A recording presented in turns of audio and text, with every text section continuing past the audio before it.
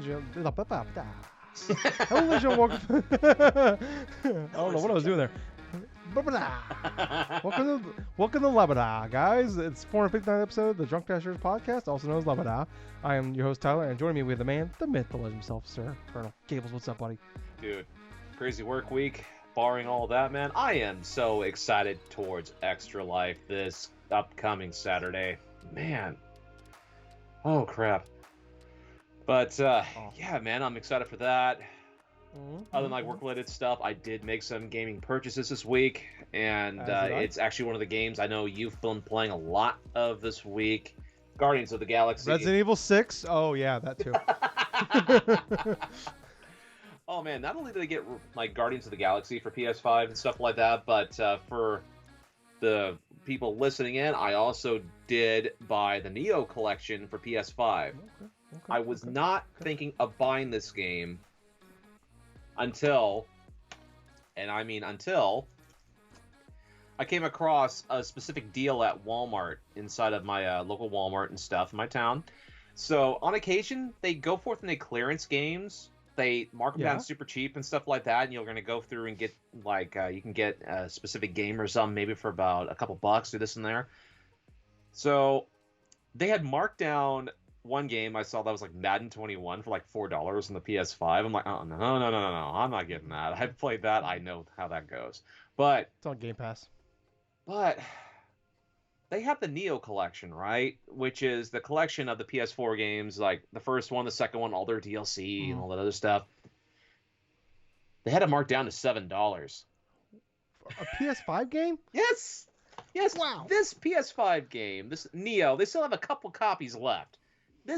When this game, the Neo collection was stocked into my Walmart, it did not move a single copy. I literally kept tabs and looked at this damn thing.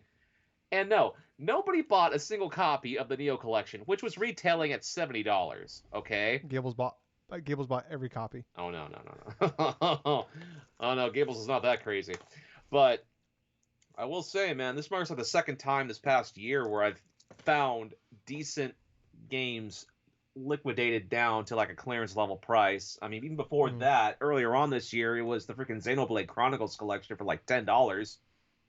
The definitive edition for Switch. But nice. Yeah, I gotta say, man, it's like at least now I got a couple more games where I can pop up, play them during the Extra Life and stuff like that. Definitely Guardians of the Galaxy.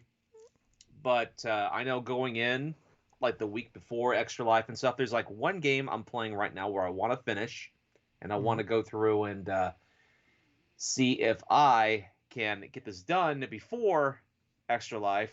Because my main thing is I want to finish up this last game and then have a break from gaming in general. Yeah. Until Extra Life. I've tried doing something similar to that last year. It helped me out benefit. It helped me out like pretty much. It helped me out pretty much because it's like I was able to focus upon what I wanted to play, get things going to and fro and stuff, and I played what I felt like, and it actually went through rather well. So I've been playing the CastleVania games pretty hardcore, right? But yeah, we can get into more of what we've been playing and stuff after I found out. What have you been doing, Tyler? Oh, man, I'm doing all right, man. You know, it's just I'm with you, Gables. Extra Life is so close. You can almost taste it. Yeah. You know, it's in the air. I'm so excited for it. I don't know what that was. I don't know why you could taste it, but I don't know. Simulating the mint taste in your mouth. Oh boy, yes, yeah, it's great. All the coffee taste. Well, I guess I did have 3 cups of coffee for. Well, that's the coffee for you. It's Diet Coke for me. Yeah. Well, I woke up at like 3 o'clock in the morning for some reason, and I've just been up since. And I tried taking a nap, but I just couldn't. And then about 8 o'clock my time, I just hit a wall. And we don't get on here until like 9 o'clock my time. Yeah. I'm like, I am not gonna make it if I don't drink some coffee. So I drink some coffee. Now I'm wide awake, and it's 10:15. So now I'm gonna be out. Now my whole schedule's fucked. So it's gonna be one of those days, one of those weekends this week where it's gonna be all screwed up now. But it's fine. You know, we got Extra Life coming up. I'm super pumped for it. 1 week away. I made some purchases too, Gables. Oh, you did? I have Far Cry 6 here, but I bought that a couple weeks ago. I talked about it last week. I got that. I also I as well bought Guardians of the Galaxy Yes. here. Yes.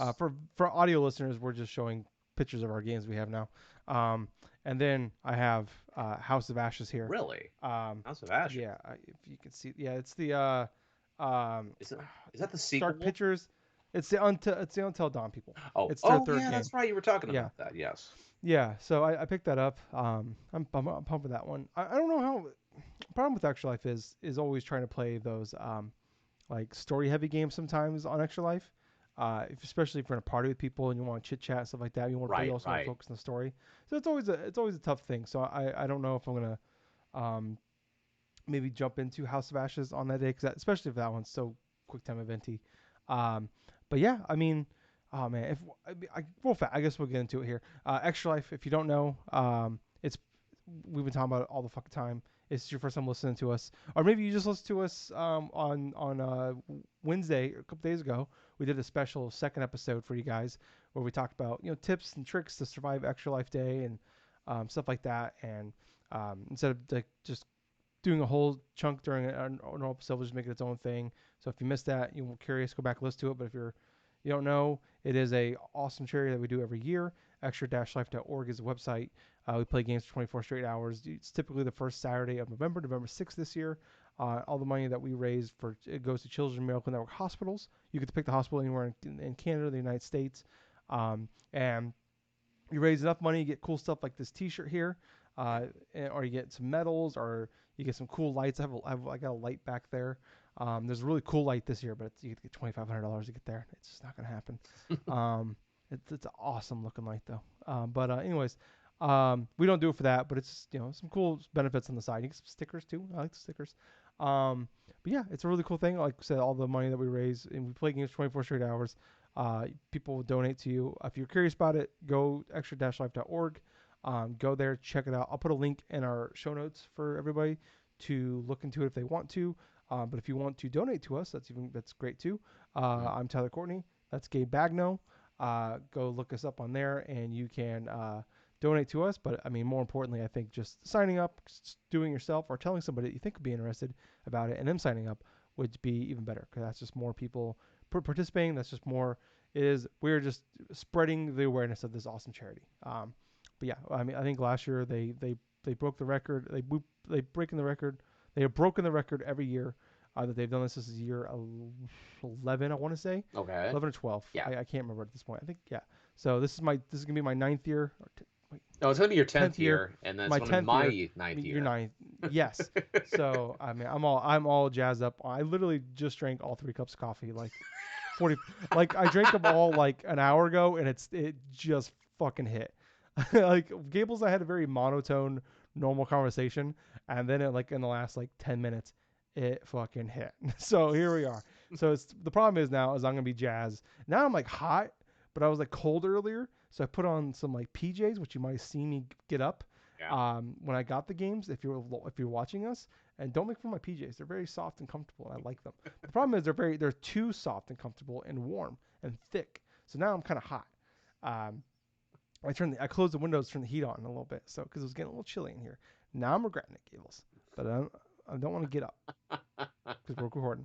But anyways, I'm on one right now. Whoo boy. Anyways, but with Extra Life, typically what we would try to do is like we would record the night before, and that's just stupid of us because we want to sleep in, we want to get a good night's sleep. We don't want to record late and then have to get a good night's sleep, but also kind of get up early enough that we can start gaming and not totally jack up our sleep schedule. So next week's episode will be coming out a day later. Typically we record on Saturday nights and it goes up Sunday morning, Sunday afternoon, depending on how productive I am on Sunday morning. As far as editing goes, if I'm just not feeling it, it's gonna be afternoon. I'm up and motivated, it'll be in the morning. But yeah, so next week's will be going up on Sunday night, Monday morning, late Sunday night, Monday morning, because instead of trying to cram an episode in before Extra Life, we're just gonna do, we're just gonna give ourselves the break on and not worry about it. Get a good night's rest Friday night, and to have all day Saturday 24 hours play video games, and then try to get our shit together so we can record a podcast Sunday night. But Mm-hmm. we are a week away. It's weird. It doesn't feel like it's next week, but It doesn't. uh, This is I so. This year's it, been so I quick keep anyway, so it feels yeah, weird to have it true. now. Yeah, the last 2 years in general have just like been a blur. But yeah, it's been nuts. I keep reminding like, no, it's like 3 weeks away. Wait, no, it's like a week and a half. And I was saying, I'm like, God, it's like 2 weeks. I'm like, I don't know. I'm perpetually like 2 weeks away. I don't know. I just don't want to like. I think my mind is it at this age now. My mind just doesn't want to believe we're already close to the next month. Mm-hmm. So I think my mind's trying to trick me into not recognizing that months are coming as fast as they are. But here we are. But anyways, Extra Life next week, Gables. We were talking about a little bit for the show. What are some of your you already kind of mentioned it. What are some of your like big plans for Extra Life?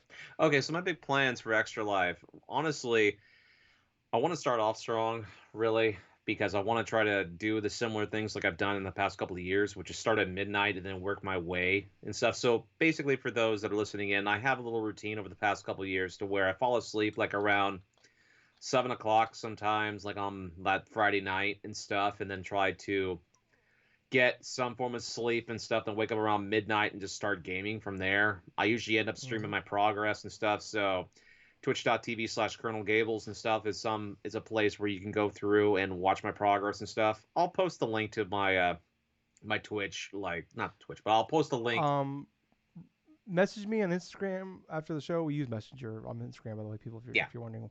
To remind me to put the link in the show notes Okay. for your Twitch. Yeah, no problem.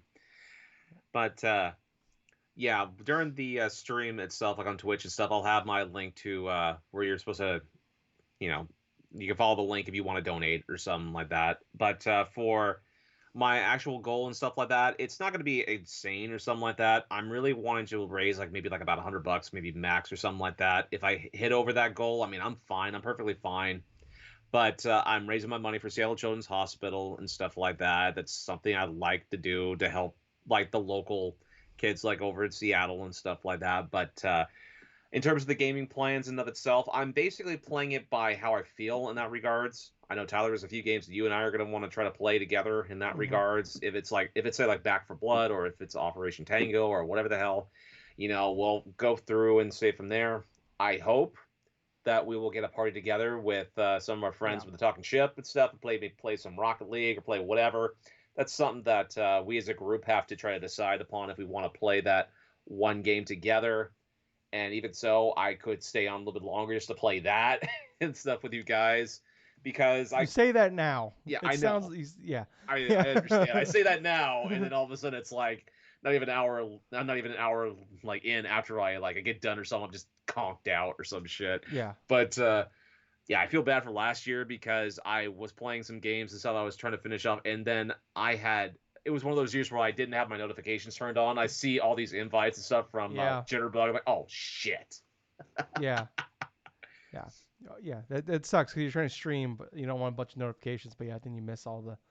I recommend the PlayStation app for that. Oh yeah, the 'Cause you'll PlayStation get app. Yep. if you turn off notifications on your PS5 or PS4, you'll still get them on your phone. Yes, I still So get. I actually downloaded the app for the PlayStation app, so I should get notifications in regards to messages or in terms of invites or whatsoever. Some I added this past year. It's actually proven to be quite useful. hmm But really, I'm mostly going to be focusing on streaming on the PS5 and stuff. But I'm not going to be streaming probably all day or something because I'm going to need my freaking rest in some regards in between, like my breaks. oh yeah, always But take a break. my goal is from midnight to midnight. So midnight on that Friday night, which is that Saturday morning, all the way to midnight Saturday night or Sunday morning in that regards, and then just play pretty much what I feel. But I would like to start off with like a game, like at least a game I'm comfortable with, and then I'll work my way going through, and I'll basically play by how I feel. But Yeah. what's the type of plan you're going to be starting with, Tyler? So I always like to do a thing. It's like a weird, stupid, like I don't know, like my testosterone thing maybe. I don't know. I feel like I have very little of that. Where I like to start with the game of Madden, Uh huh. and then like towards like the last hour or two, play a game of Madden, just kind of see where I'm at. like the 22 hours, 23 hours of being awake, how I do, and typically do really good. But I mean, people, if you listen to this podcast long enough, I put hundreds of hours into Madden every year. Um, so I actually was like at the Super Bowl today, so I played that game. I'm trying to Yeah. get like I'm trying to get through all the off-season stuff, so I can kind of like you, just trying to get shit ready to go, so that way on Extra Life Day, like I'm ready for a season. I have to do because the off-season stuff could take up to 2 hours. The way I do it, I'm stupid about it. So I'm just trying to get all that stuff out of the way. I'm like you, just trying to clear it out, clear the schedule. Now I'm not trying to I want like it's always I always try to do the same thing where I don't play games like a lot, really if at all, like that week of, like just kind of like build anticipation because like you're also like you're just looking forward to playing games. You're not like Mm-hmm. going in like I just been cramming like you're not cramming a bunch of games in, which I mean for me it's hard for me to play games during the week anyway. So not a big change for me there, but yeah, like I'm gonna play some Madden. I have a list down here. I have Far Cry 6. I mentioned last week I started playing it. I basically just played through the tutorial stuff. Mm-hmm. Like I played like the first like 3-4 hours, and that's like basically like before you like get into like the actual like open like the actual world itself. So I played through that. So now I'm ready to like actually jump into the game. I started the Halo 5 campaign a while back, and I'm just gonna I want to just finish it up, especially as we're getting closer to Infinite here, because I beat Halo 4 earlier this year, and I've been playing 5. And I think I'm halfway or more done with that. We have talked about we're gonna play Yu-Gi-Oh! Legacy of the Duelist. Yep. For sure, want to do that. I actually played that like the last like 3 hours during Extra Life last year just by myself, just because I was just like looking for something to play, and that was just what I've landed on. And definitely Back for Blood. So I put a thing in the group today about people people want to play, and a few people have like I was like, hey, who's participating, who wants to just play games with us. A few people mentioned that they're playing games on Extra Life Day too, and I told them Okay. just you want to join us, we'll be in a party chat, just hop on. Yeah, it's uh just basically spread the word up around. We're gonna have a party chat on the PS4, PS5 thing going all day in that mm, regards and stuff. So anybody can just go in or out as they please. That's the yep, best bet because we'll have that thing open and going through. I know it was like you and I and Nerves last year yeah, that was predominantly doing that. So yeah. In past years, yeah, we've had like full parties or close to pretty much all throughout the day, which is always the best when you just have fresh people jumping in and out. Yeah, like Operation Tango was a game we were talking about. I mentioned it to you just for the show. I'm like, I heard pretty decent things about it, and it's like a It Takes Two style, like, and then the fact that you have to play with one other person. You can't play it solo. Like an Operation Spy game. So I'm like, well, it's supposed to be like a 3 to 4 hour game. I'm like, check. It's a free PS Plus game. We both got it.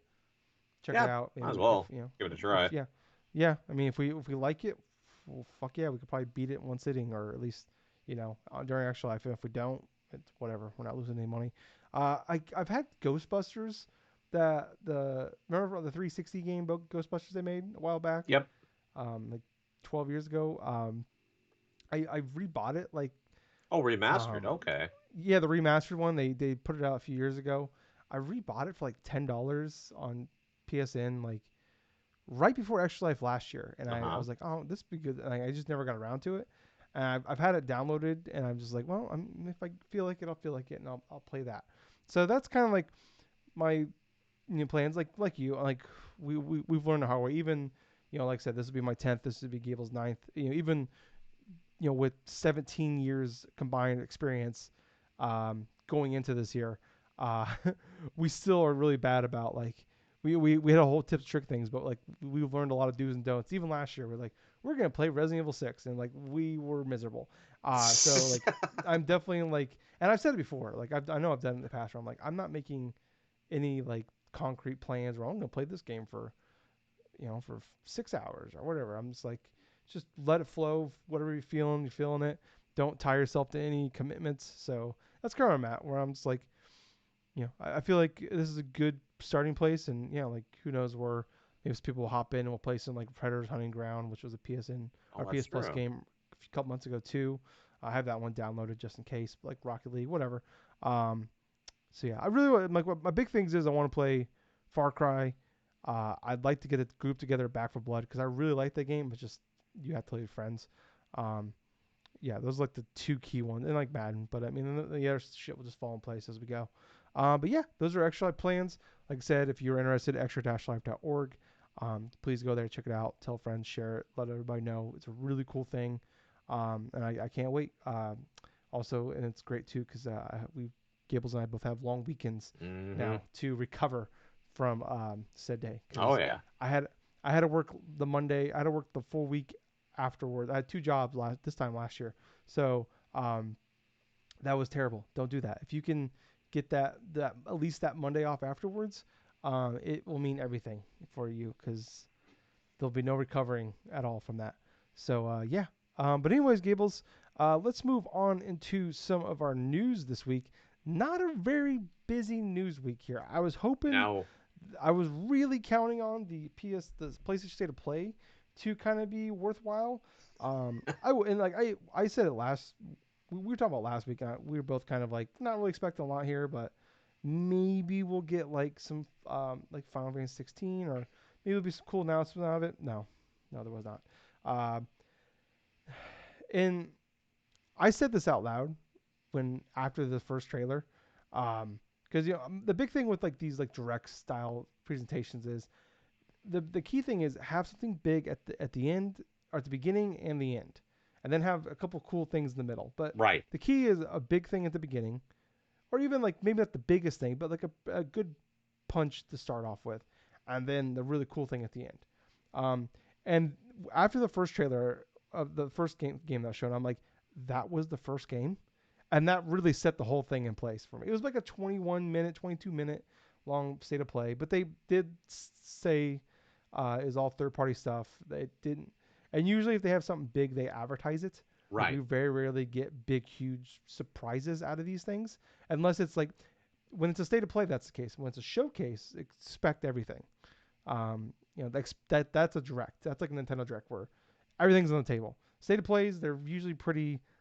Um, they do a really good job of setting this table. But even for this one, whew boy, this was boring shit. So it started off with Death vs. Let It Die, which I guess is part of the Let It Die world. Which I completely forgot Let It Die was a thing. But Death vs. is like a reality. If they made a reality game show, it's a multiplayer survival action game. But like it's basically like a battle royale style game. But it's PvPvE is what they're saying. But it's a reality game show. Okay. Mm-hmm. Yeah, I mean, were you excited about that? Did that tickle your fancy at all, Gables? Honestly, I'm still kind of getting a little bit confused with the PvE type of like. There, basically, I think so. The way it works, like we've had a game like PvP, but there's also like computers on the map, Yes. and it sounds like there's just like cannon fodder basically on the map as well. I'm assuming it's Oh, like I one of those see. things where like you kill computers to like build up shit. Like that's what other games have done in the past as well. So I don't know. I don't know how it's gonna work. I had those like Krispy Kreme eyes about halfway through it, where like my eyes just glazed over because I'm like I don't know what's happening. Like what? Okay, I is didn't have very much interest at all in regards to this one, only because of the fact that it's so weird, it's so out there and stuff, and I'm really not interested in regards to battle royale style of games right at this moment in time, especially for the online multiplayer. I mean, mm, we've got so many of them that they all start to blend in and look the same at a specific point, and this is a good example. Even though it's got an interesting gimmick to it where it feels like a over-the-top action game and all this other stuff, the fact that it's a PvP, it really kind of leads credence to where I feel it's not going to be one of those type of games and stuff like that that's going to hold my attention for a long while. So, yeah. yeah, yeah. I feel like the audience will let this die. That's my opinion on it. Yep. Um, yeah, you pretty much nailed it. There's so many online games nowadays. There's so many on battle royale games. It's ridiculous. That like, okay, sure. I guess it's got a unique twist to it. I guess we can put that. Yeah. So maybe they'll give it an initial buzz. I believe it's coming out in 2022 as well. We Are OFK. This game confused the fuck out of me. It is an indie pop band OFK teams up with co-designer of Hyperlight. What? Hyperlight Drifter now. Okay. Okay. Okay. Okay. Okay. Okay. Gale's unbroken. I'm rebooting my brain here. I read Hyperlight Drifter and my brain melted. For a new 5 episodic music biopic series. So basically, I believe this is a real band. I didn't Google search this, but I was really confused, and I think a lot of people on Twitter were confused by this because I was reading. I'm like, is this a band? I don't. I could easily Google search it, but I just use Twitter, which, whatever. But there's a band called OFK, and there's like episodic apparently. No idea how that shit's gonna work as far as like the breakdown on when these are coming out. But like you like the people in the band like you can like it's like almost like a dating style game where like you can text and talk and there's dialogue options, but also it's got a cool like design to it. I think like the vibes of it are really cool. I thought I like the art style that had my attention, but then like I guess you can like create your own interactive music video in each episode because they're having like they're putting on an EP, and I think each episode is gonna have a song for Hmm. it, and then you can make your own um, music video in game for that said song. I don't know, Gables. I'm I was lost, but I read Hyperlife Drifter, so now I'm kind of a little bit more in. What about you, Gables? Halfway through it, I thought I was gonna fall asleep. I mean, that's my honest reaction to it. It didn't hold much credence to it. I was pretty bored by the whole concept. And this is coming from someone that does love his music games, especially when Mm, it comes to like matching beats and this and that, you know. But mm, I mean, the fact that you can get to create your own music video, I mean, hey, that's cool in that regards. And this whole virtual band stuff. Yet I was left confused as well. I mean, hell, I didn't know whether or not this is an actual real band or if this is like something that's like, Still not sure. yeah, it's not really explained all too well.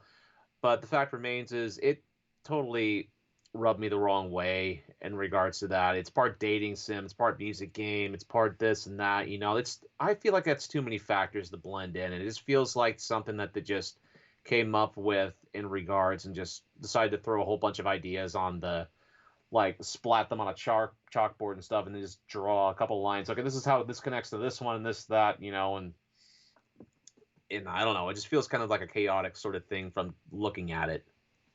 Yeah, it feels like um everybody in the band got to pick what style of game this game's gonna be, Yep. and then they just go like, oh, I want this. I want a dating sim game. Oh, I want an episodic game.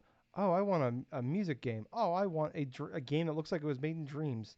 And this is what we got. But Gables, fear Yes. not, because Bug Snacks. Oh yeah. We have the Isle of Big Snacks. It's coming early 2022. It's gonna be a free update. It's got a new island. You can actually make it's like Animal Crossing style, where like you can actually like make living spaces in like a town. You can dress up your characters. Um, not too much more now. We don't no idea of like story content or if it's just like it's free. So I mean maybe don't get too excited for like a big content drop here, but it just seems like it's just more stuff to do. But I guess you I think you platinum the game. Yes, I did Um, earlier on this year. Yes. I know there's a story to it, and I know a lot of people were confused about how it's gonna work with the story, but I'm wondering if it's just gonna be its own separate thing.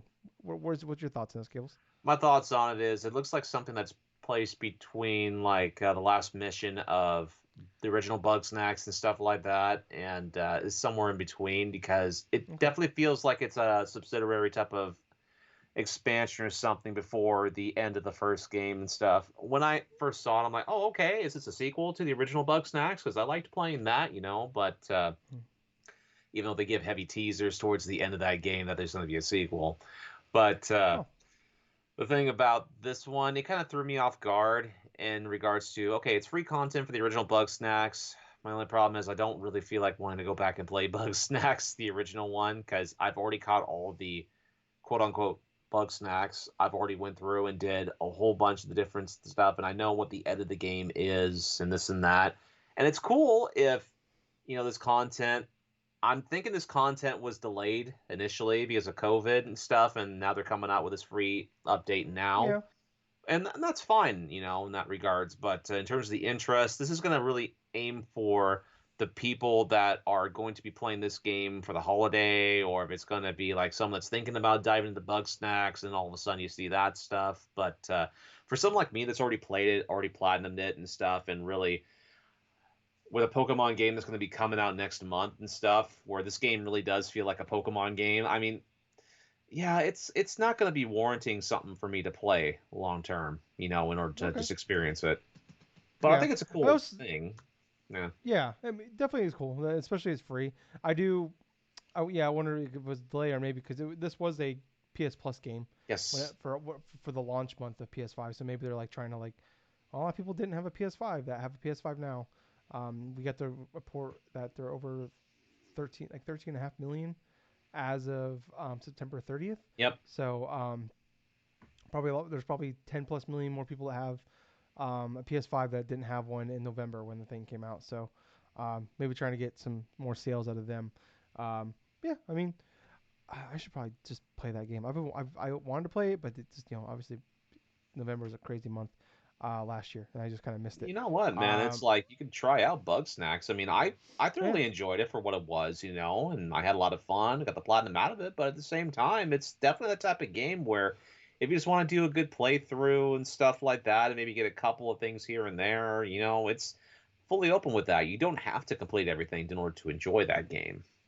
yeah. Well, I'll check it out. I have like a bunch of games here haven't beaten yet. So Yeah, maybe when I get through all understandable. those, I'll check them out. But yeah, I do. That game, I just kind of forgot about the game, and this kind of just put it back in the front of my mind here. Next up, though, a game that I want to put in the back of my mind, Five Nights at Freddy's Security Breach. They're making another Five Nights at Freddy games. Gables, we've seen this. I feel like approximately 1,345 million times, if that's a real number. If it's Mm. not, I don't care because that feels about accurate, which is approximately like 7 more times than we saw Deathloop at PlayStation events. So, and I just care less and less every time I see it. I'm sure there's people that are really excited for it, and I'm happy for you. It's coming December, so that hopefully means we'll never see this again at one of these things. But yeah, that's my opinion. What about you, Gibbles? I thought some of the concepts were interesting in some regards, but I've never experienced a Five Nights at Freddy's game. I mean, I understand the look and the appeal of it. I definitely Mm-hmm. understand like why some people do like playing it and stuff, but I thought that was a cool kind of showcase of like the gameplay initially, what it is going to be, which is more or less like a survival horror type of thing. I mean, yeah, you can go into one of the Freddy suits and stuff and do like a stealth thing, and I thought it was kind of funny seeing like the animatronic characters, the introduction of the different characters and how they're just creeping about and just have this all this craziness in regards to like them attacking you and all this other shit. It has that survival horror type of theme down, But yeah, I felt like this is definitely the best thing we've seen from that game so far. And I'm with you on the boat where it's like I don't really want to see another PlayStation event again. I mean, it's been Yeah, overshown at the PlayStation conferences and stuff. yeah. I believe it was it was at one of the PS5 showcases last year, Yes, and we've seen it at every single one since then. and it got Um, delayed too, if I remember yeah, correctly. yeah. So it's coming December, so that I feel like we're probably not going to see this anymore state of plays or anything like that. Yeah. So that's good. But one game, Gables, that I would be really excited for if it was like it hadn't already come to Xbox just in July. Death's Door is coming to Yes. PlayStation. It's also coming to Switch. Yes. People are interested. But currently it's on Xbox and PC. It's one of my game of the years. Uh, I started thinking about my list the other day, Gables, and I damn near had a mental breakdown because this is not it's not it's and that was just me thinking about it while driving, not even looking at the list. Um, Ah, so yes, I, Death's the, Door, Haven, this and that. Yeah, it's probably yeah, probably a war field or something like that in your mind right now, thinking of Game of the Year. it's not great. It's not great, Gables. It's like my brain is like how my heart feels after my second Trenta coffee. Um, but anyways, it's coming to PlayStation. It's coming in next month. I believe it's mid-November. I didn't have a date here for some reason, but they gave a date. But if you pre-order it on PlayStation, you get Titan Souls for free, which was their first game. hmm Which is a very good game. I just suck at it, but it's a boss rush game, but it's Yes. very good. It's just I'm not good at it. Um, but yeah, anyways, so that's coming. I guess they're going really crazy with the DualSense controller. That's one thing they're pushing. So Hmm. I don't know what that means, but this is a phenomenal game. And if you have not played it, now you have no excuse because it's coming to everything, Switch and PlayStation. So, Yep. um, yeah, like I said, I would have been wait. This has been like the big thing of the show for me, but like it's already on Xbox. I've already played it. It's phenomenal. So, I know when it came please to fill. I know when it came to me and stuff, that definitely was a big moment for me because up until that time, I had been debating whether or not if I wanted to get it on the Xbox, my Xbox One or not, and stuff like that. But with this game, coming out for PS5 and for Switch, I do have a chance now to go forth and want to play it. Mm-hmm, mm-hmm, mm-hmm. You mean no? You don't have a chance. You're gonna fucking play it, Gables. Why is he Well, man, laughing? I'm excited about Death's Door coming to the PlayStation 5, man. That's probably going to be where I'm going to be playing that anyway. Yeah, oh boy, I love that game, and I just want to spread the word of it that more people should play it. A game though, I wish much like Friday Nights Freddy, I hope to God they never spread the word of this ever again. Cartwriter Drift, which apparently is like a super popular, I don't know if it's an arcade game or free to play game, but it's apparently huge in Okay. like other countries. Okay. It's like an Unreal Engine 4 game. It's an arcade racer but it's like a super customizable like Mod Nation racer kind of game. It's coming to PS4, obviously PS5 as well. There's a beta coming in December, but the main game is going to launch next year. Okay. Um, this just looks like a bad, gonna milk you for every dime you have, uh, kart racer game. I just does nothing for me. What about you, Gables? You know what it really reminded me of when that footage was showing the gameplay and all that stuff? It Hmm. reminded me of an obscure Game Boy Advance game that came out years ago, and it's called Konami Racers. Like Konami That Race. sounds terrible. Was Well, Snake one of these characters? I'm not too sure, but there were Hmm. definitely Konami IP characters inside there, like Goemon and I'm stuff looking like this up. that. And I think there was, and I want to believe that there was a Castlevania character as well, and I'm not too sure.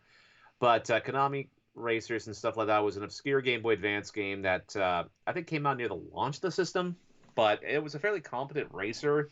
And some of the looks and designs of some of those characters kind of reminded me of this go kart racer that they showed in this PlayStation, this PlayStation like direct dealy.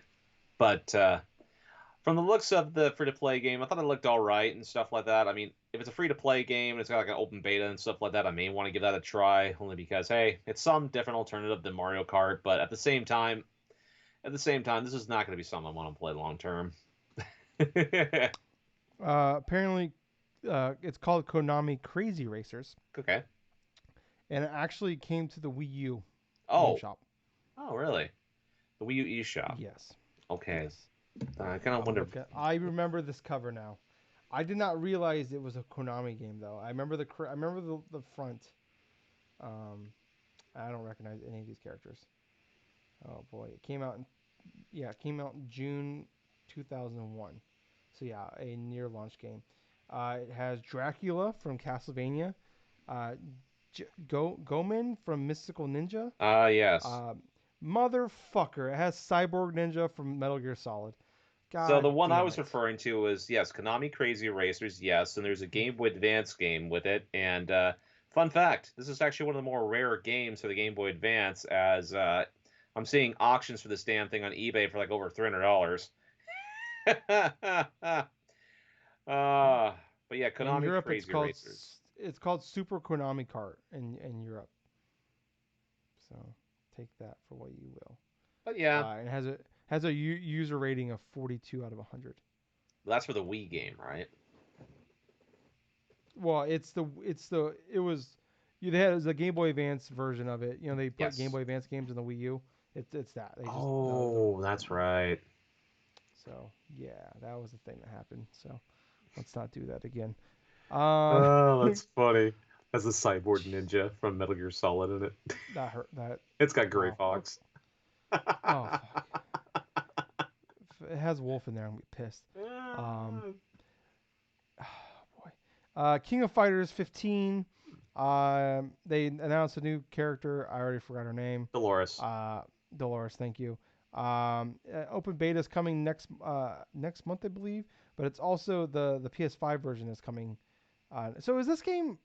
Is King of Fighters 15 actually out? I was very confused because like it's because they announced a new character, so I was assuming it was like this game's already out, but a PS5 version's coming next month. No, Is actually, for that the? King of Fighters 15, it's been announced that it's coming out in 2022, February 12th, I want to say, of 2022. But what's been happening is they have been unveiling characters over the past couple months.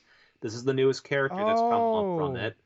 so the And beta's next yes, month. yes, the Okay, beta's gotcha. next All right. month. I think you have like a couple of days in November that you can go through and stuff. And yeah, I'm fairly excited about how King of Fighters 15 is going to go forth and do because they've made plenty of changes. The look of the gameplay looks pretty damn cool, and this is a new character that has not been like introduced before and stuff. Completely new to the game. Except Dolores, she has also she for the opposite of the look, she has some sort of like crazy setups or some more combos.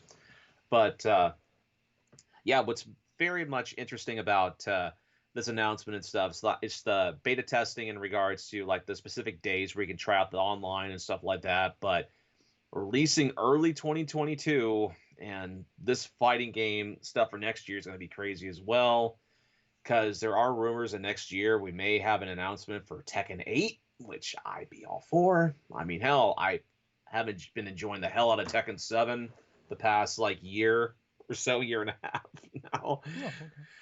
Oh, but yeah, man, it's like I thought it was pretty cool with that announcement. Well, good. I'm good. I'm glad something came out of this. Because this didn't come out of it for me. First Class Trouble. It is a social deception game. Launches on PS Plus next month. It basically is a if someone just made Hitman but made an Among Us game in the Hitman game is what this game is. Where you have to like work together and like um, solve puzzles, but you can use it as traps on other people. And it's Among Us, but it looks like Hitman in the Hitman engine. I have nothing. I don't know. I'll be That's honest this with game. you. But there's a million of these fucking. It's like the battle royale game. There's a million of these fucking I things feel now. like this. I feel like that game's gonna have its like niche core that'll love to play it, but I Yeah, honestly feel fair. like this game is going to be like trash. That's what I basically feel about it. Yeah, I feel like it will be a fine game, possibly. It's like a lot of these like deception games Hmm. and battle royales and FPS games and like Call of Duty knockoffs. A lot of them are technically fine games. It's just Yes, you can't just be technically fine games when there's a million other options out there. You have to have something. you have And to maybe have something that's gonna keep someone playing for more than a couple of hours, and yeah. yeah, it just seems bland. Yeah. So after all that boredom, we're 18 minutes in, Gables, and the Square Enix logo shows up, and I'm like, oh boy, here we go. Maybe we're against Final Fantasy 16. Maybe it's Final Fantasy 7 Remake 2. I don't know. Nipples? Well, one nipple got hard because I'm like, it could be Final Fantasy 17 or 7. But then I don't want to get too excited and have the other nipple get hard and it'd be 16 because that'd be disappointing because I don't give a fuck about 16. I just care about 7. It was none of those things. It was fucking Star Ocean, Gables. Why? I don't even like JRPGs, and even JRPG fanboys are like, why? Why is this? Why? Nobody cares. Uh, Nobody fucking gives a shit. Nobody liked uh, the last one apparently. I didn't know people liked the first one. And here we are. We're getting another one. It's what? It's the 25th anniversary of this fucking thing. the Wow. 25th It's going to. anniversary of the franchise of Star Ocean. It's developed by Tri-Ace, which, yes, they do develop the Star Ocean series. Honestly, from what I've heard from the fan base in regards to some of the games inside of that series and stuff, apparently the one on the PS2, like Star Ocean Till the End of the Time, that was one of the most popular ones and probably one of the best ones from what I've been hearing. But for this one, I'm I'm honestly surprised that they're going forth and making another Star Ocean game. I mean, I Everybody is. have the last one that was given to me on my birthday and stuff. Gables is the problem. This is why it's happening. I don't know. The people that bought. I never asked for it, but yet it was part of a I game thing that I got alongside Mass Effect Andromeda of all things. People that bought Star Ocean and people that bought Miitopia on the Switch, you're the problem. The thing about the Star Ocean games, though, is they can be incredibly difficult if you don't know what you're supposed to be doing in specific things. They're awfully specific in terms of the JRPG genre itself. But from looking at the footage of it, it looks like it's a clash between like some Star Ocean like JRPG like stuff, classic stuff, but it looks like they splashed a lot of Xenoblade Chronicles in it because it's a fully explorable type of environment. You know, it's like it has sort of the same sort of feel like you would play like a Xenoblade Chronicles and stuff.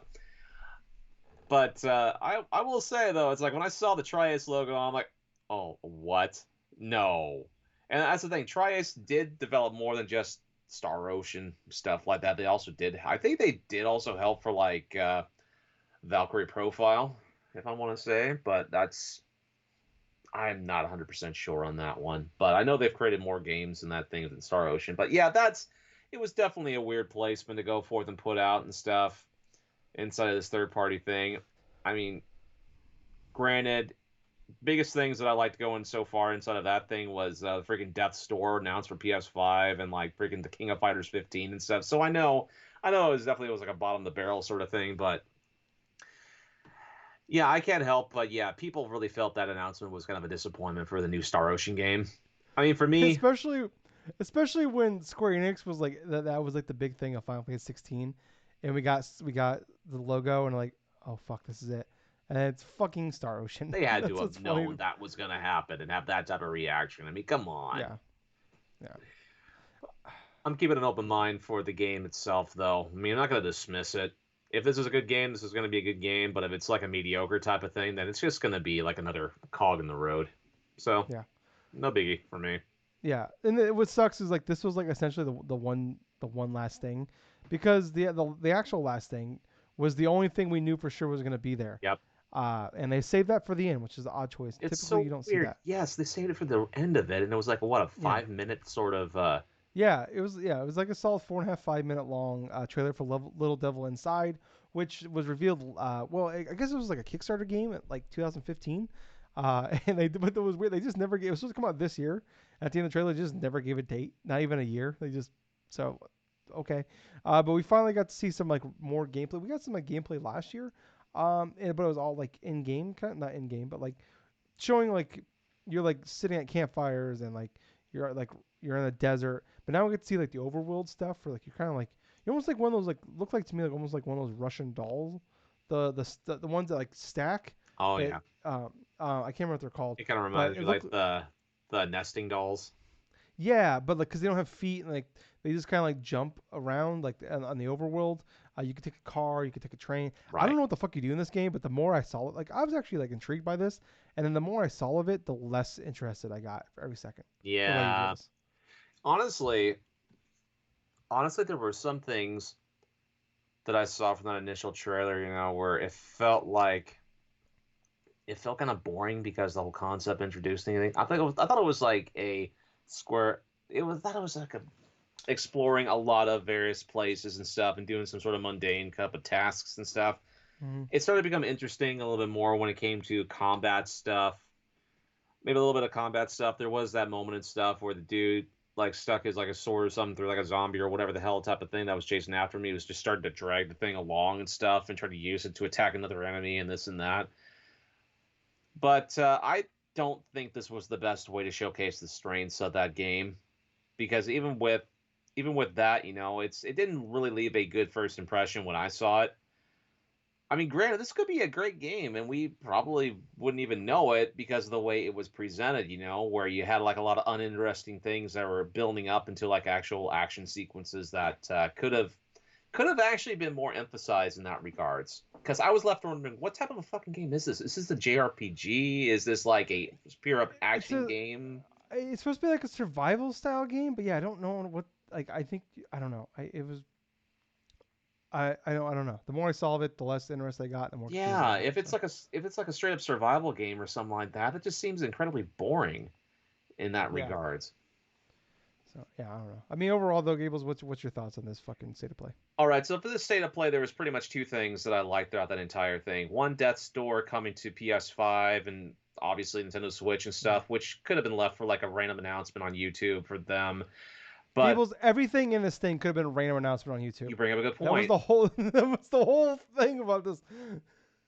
Yes, Go ahead. I'm sorry. you know what? Yes, you do bring up a good point, and that's why I feel like this deserves a 3 out of 10. Mm, Absolutely deserves a 3 out of 10 because what could have been presented inside of this whole like state of play and stuff could have been easily have been put onto their YouTube page and stuff like that, each individual trailers and stuff, instead of having this kind of like I thought it was a big waste of time because it's like you yeah. advertise this thing before and this is going to be third party content, this and that and stuff.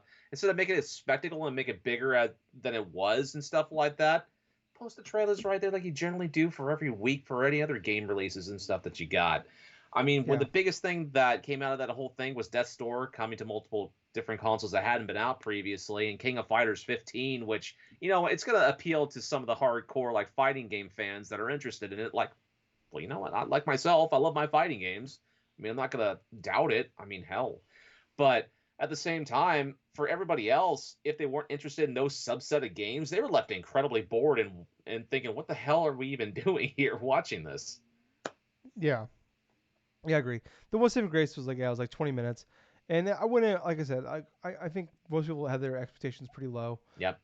Like I was going in like this is probably gonna be like a 5, kind of like a 5 out of 10. Like expectations could be a 7, but I wasn't expecting like, oh my god, like we just had an awesome showcase, I think just last month. Yep. So this just reminded me a lot. Remember last year we kept getting those like those Nintendo Directs, partnership Directs, Yes. and it was just like why they did like 4 of them, and like they did like 4 straight months of them, and it was just like why do we keep having it like these little 15-minute directs where they're showing off all these like just random third party indie games Yep. and like shit like that. And come to find out they actually have they're like contracted with these publishers and these people to advertise these games in these like directs and state of plays. So I feel like that's Um, probably what it was, is like they like had to put these in one thing, and they just couldn't fit it in the one they had last month, because I mean oh last month was boy. incredible. So I think that's what it was. But yeah, it was by far like most of these state of plays have been pretty meh. I would say like there's been the ones like their show like this is gonna be a Last of Us state of play, or this is the Horizon state of play, or like Right, they right. focus for the most like there's never been like an awesome state of play. The awesome stuff is the showcases. Um, but this was by far like there was always, at least in the other ones, something of interest typically in it, like, or like they've always done a really good, like we had one earlier this year where it was like I think it was like shortly before E3, like they had a Horizon one, and then like a couple weeks later they had another one, and it was kind of the same thing, but like it was slightly bigger games than this. And like I said, they told you not to have expectations, and even still, like this, yeah, it was like at least the other ones wasn't like a gigantic waste of time. This one just felt like I mean, it wasn't gigantic in the fact that it was 20 minutes, but it's like, man, that's 20 minutes I could have been playing fucking Guardians. Instead I watched this fucking thing. But anyways, we spent way too long on something that is not of importance. We like probably next state of play we will have already forgotten that this was a thing. Yes. Um, so let's move on, Gables, to really the only, I don't even know how big of a story this is yet. But I feel like this is a simmering story, but not a big story possibly. But apparently, WB is making, or Warner Brothers, yeah, Warner Brothers, WB, same thing, is making a game called MultiVersus. Sorry, it is a Smash Brothers, essentially a rip off of Smash Brothers, and it might be free to play. So there's a story here. This kind of broke out on Reddit, and originally they said this is another Realm game, and then multiple reports came out and said no, this game is true, but it is not another Realm making, which thank God. I thank God it's So not. yeah, so this was like a Reddit thing. A lot of people were calling bullshit on it, and then like I said, a lot of people, like a lot of insiders and reporters were coming out and say no, this game is real. But basically, after seeing how big this stuff went with, like how big Smash has become a thing. And then even like this was in development for all the Nickelodeon All Star game that came out just recently, but there was a lot of buzz about that, so I think that really got that going. But apparently this thing is happening, and there some of the characters that we know that are supposed to be in there is, and this isn't officially confirmed, but Shaggy, Mm-hmm. Scooby Doo, Gandalf, Tom and Jerry, Batman. There was one other one, I can't find it now. It's basically everything that WWB owns. Oh, LeBron James. Uh, Now you can reenact with Flop in real time. oh, that would be awesome if that was like his Dude, like when he gets knocked down, he does the fucking flop. he does a Oh my flop, right? god. No, what's gonna be really interesting, man, is if you battle and stuff, and he does like a specific angle, he just sees that freaking huge bald spot in the back of his head. I mean, that would be freaking amazing to me. Oh boy. Yeah. What?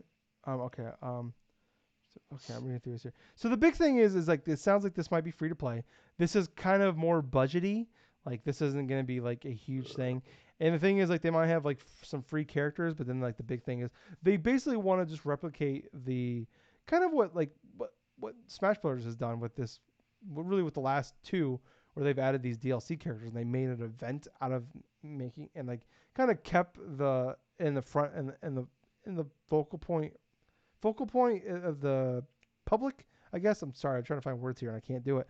Um, but like kind of keep this game in the press, keep it going, keep Right. positive, keep people talking about it by just adding DLC characters. So no idea who like no like I said this hasn't been officially confirmed yet. But that's just stuff that people have been saying. Um, but like WB owns a lot of properties. They own all the DC. They own Looney Tunes, Lord of the Rings, um, Mortal Kombat, DC at this Space moment in Jam. time. Yeah, DC. Um, yeah, I think that's pretty much a lot of the big ones. But yeah, I mean they own a shit ton of fucking IPs, so Yeah. they can do the Aqua Teen Hunger Force they own. I think they actually even own Sopranos as well. So I mean they can. I mean fucking Tony Soprano in this goddamn game would be hilarious. They own a lot of the IPs, so I can see why they want to do it. This game, I mean, don't get me wrong. Smash Brothers in theory sounds sounds dumb. Like before seeing the game, playing the game, if someone just said, "Hey, they're making a Nintendo fighting game," like, okay, fuck off. No, that sounds stupid. But obviously it's fantastic, and we've had 25 years of fantastic Smash games here. But it could be great, could be cool. But the free to play aspect with it being kind of budgety, and what's really interesting about this is, so the game hasn't been officially confirmed yet, but Right. screenshots and like little videos have gone up on YouTube that people have gotten of the game, and WB has copyright strike those. So Oh, here that we basically go. can, and then they've taken them down. So that I mean, if you're copywriting that, that That's basically means yeah, that it's that's pretty happening. much true of what it Yeah. is showing. So I've seen like a screenshot of like the character select menu, Yep. and it's just so like that's like the only screenshot I've been able to find on Reddit. But yeah, I mean, I don't I don't know, Gables. I I don't even want to shit on this because I hope it's free to play because I really want to play this game because it's gonna be trash or it's gonna be awesome. What I care about the What about you? most is if they have that meme that living meme that's been going on the past couple of years with Ultra Instinct Shaggy. Oh boy, I just Oh, if Shaggy has got like a final move or something where he just powers up and oh stuff and becomes a Super god. Saiyan, this is gonna be freaking hilarious. Yes, please God, don't give me hope, Gables. I hope they know it's gonna be dumb, and they just lean into it. That's all I want. Make it I the don't want stupidest them. shit as possible. Let Scooby Doo just take a crap on LeBron James. I mean, hell, that's gonna be something that make the game Yeah, even better. yeah. I can't fucking wait. Gable's reaction when I said LeBron James is I think the only correct reaction when you hear the news of this game. Because mine was a befuddled. What the fuck? Could you And just imagine just Bugs Bunny cross dressing or something like that and just going forward to just beating the shit out of LeBron James? oh boy, it's Or Tom and Jerry just like getting a bunch of mallets just hitting LeBron James over the head with shit? oh boy, this. I just want. They need to, if they I think they can't have LeBron without Michael Jordan, so we could finally have the face off that we've been Oh, wanting for 20 years. oh my god. Oh man. People have been fantasizing and arguing who's better, Jordan or LeBron, and we could finally do it in MultiVersus. Oh god. But what probably would happen though, we won't get Michael Jordan, we'll get Michael B. Jordan. Basically. That's Look what at will Michael happen. B. Jordan. It's like, what the Yeah. fuck, dude? Which honestly would be funnier. It would actually be pretty correct for this game. Yes, we finally Um, got MJ in our game, guys. Introducing Michael B. Jordan. Yeah, it's like that's not the one we want. That's not the one. Um, oh God, I love this. This is my favorite thing ever. I Oh can't wait to see God. this game because it's gonna be a beautiful disaster. Or like you have like a thing where like Wonder Woman with her like lasso a troop just wraps around like a LeBron James or something. So, I've been wearing a toupee for the past 3 years. Oh my God, Gables just really doesn't like his hair. We're learning here. Gables has it out for LeBron's hair. Uh, No, man. If anything is to learn itself, forget the LA Lakers, dude. I don't give a shit about LeBron James, dude. I I just want like his like final smash is just the headband expands to cover up how far back his hairline goes. It just goes over his head. Just covers the complete like a skull cap. Yeah. Oh boy, that'd be hilarious. Oh man. Yeah. I can't. Wow. I have no. There's nothing to say besides really you can just read the article and react, and It's that's like it. an alternative costume for LeBron James. It's called the La Flop. That's like his the shadow character is just that. It's not like Shadow Link, dude. It's like Shadow LeBron. It's just all the worst tendencies of LeBron James. So they just call him just like Shadow LaFlop. He doesn't walk. He just does his crab step. It's a crab step, and he just complains to the referee over every little bump. Oh boy. I'm I could have just told Gables this at the start of the show and walked away for 45 minutes and we could just let him go. It's just coming to my mind all these random thoughts now, and it's amazing. I my thing is like I said, I just want to see the fucking thing because I think this will be I awesome. agree. Speaking of things that could be awesome, Gables, uh, Microsoft is making a Wu Tang game.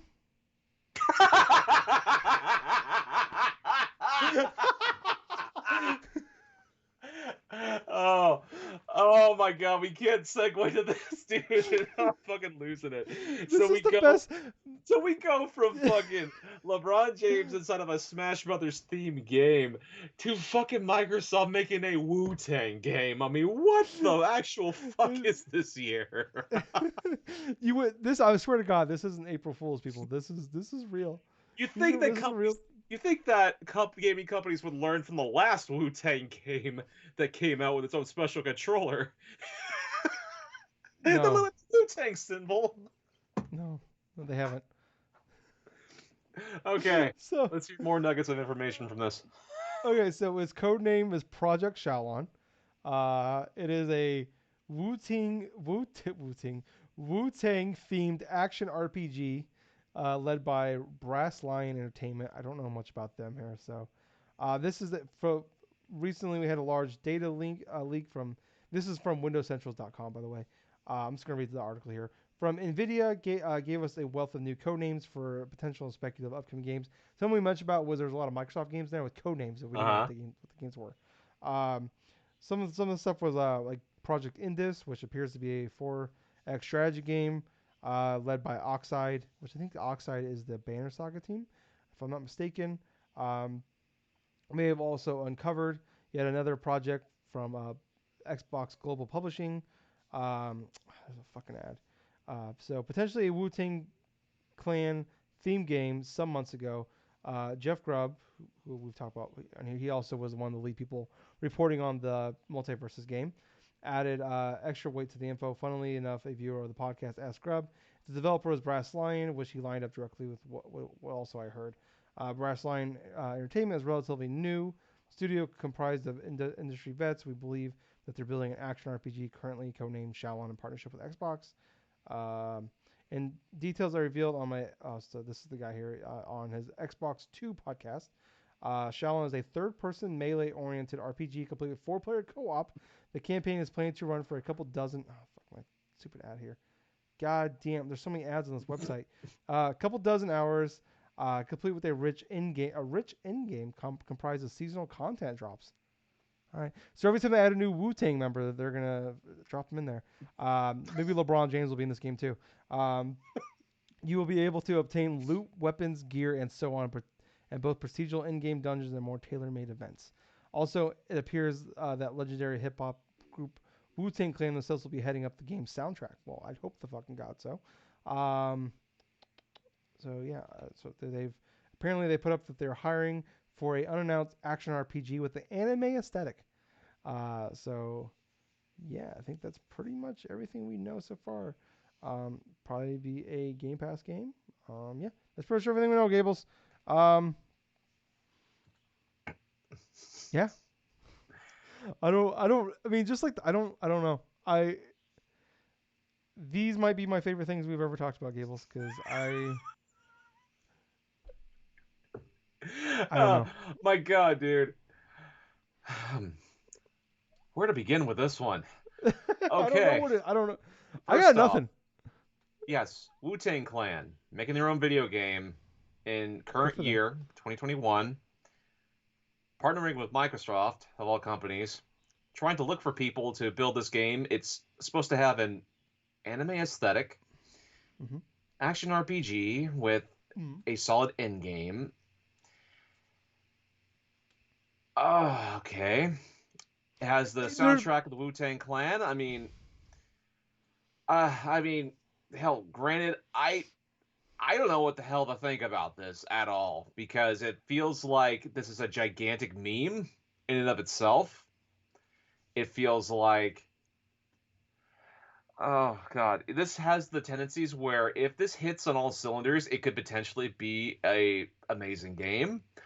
But from what it feels like, most likely this is gonna be, this is gonna be one of the fucking strangest, most bizarre gaming shit that has ever probably graced this kind of screen earth and stuff. And man, it's like, what the fuck are they gonna do for like an action RPG? Is like with the anime aesthetic, man? Are they gonna have like freaking loot boxes and shit? Are they gonna go forth and grind like on different this types of sounds enemies or like a. This is EXP? like, yeah, it sounds like a live service game with Wu Tang. Are they gonna have freaking rap So battles or something against like gigantic monsters and stuff with like action based shit? You know, I mean, come on. I think that I don't pretend. I'm not even pretend I know the Wu Tang, but I believe they're very aren't they're big fans of kung fu. So I imagine. Um, I just Yeah, they had a fighting game on PS1. yeah I just I keep picturing that Sleeping Dogs game, but with Wu Tang. Oh Remember Sleeping god. Dogs? Yes, I remember The Sleeping Dogs. yeah, I just pictured that, which is a fan fucking tastic game, and I Well, wish yeah, that's an we underrated got another classic one. game for Yes, anybody who but wants. Or anybody who wants to look at a freaking game that's going to be fantastic no matter what year you play it in, it's like Sleeping Dogs is definitely an underrated game you should try. yeah, I think the studio's closed now, sadly. But Yeah, I think that was Square Enix as well. yeah, God absolutely. damn them, because it was supposed to be a true crime game.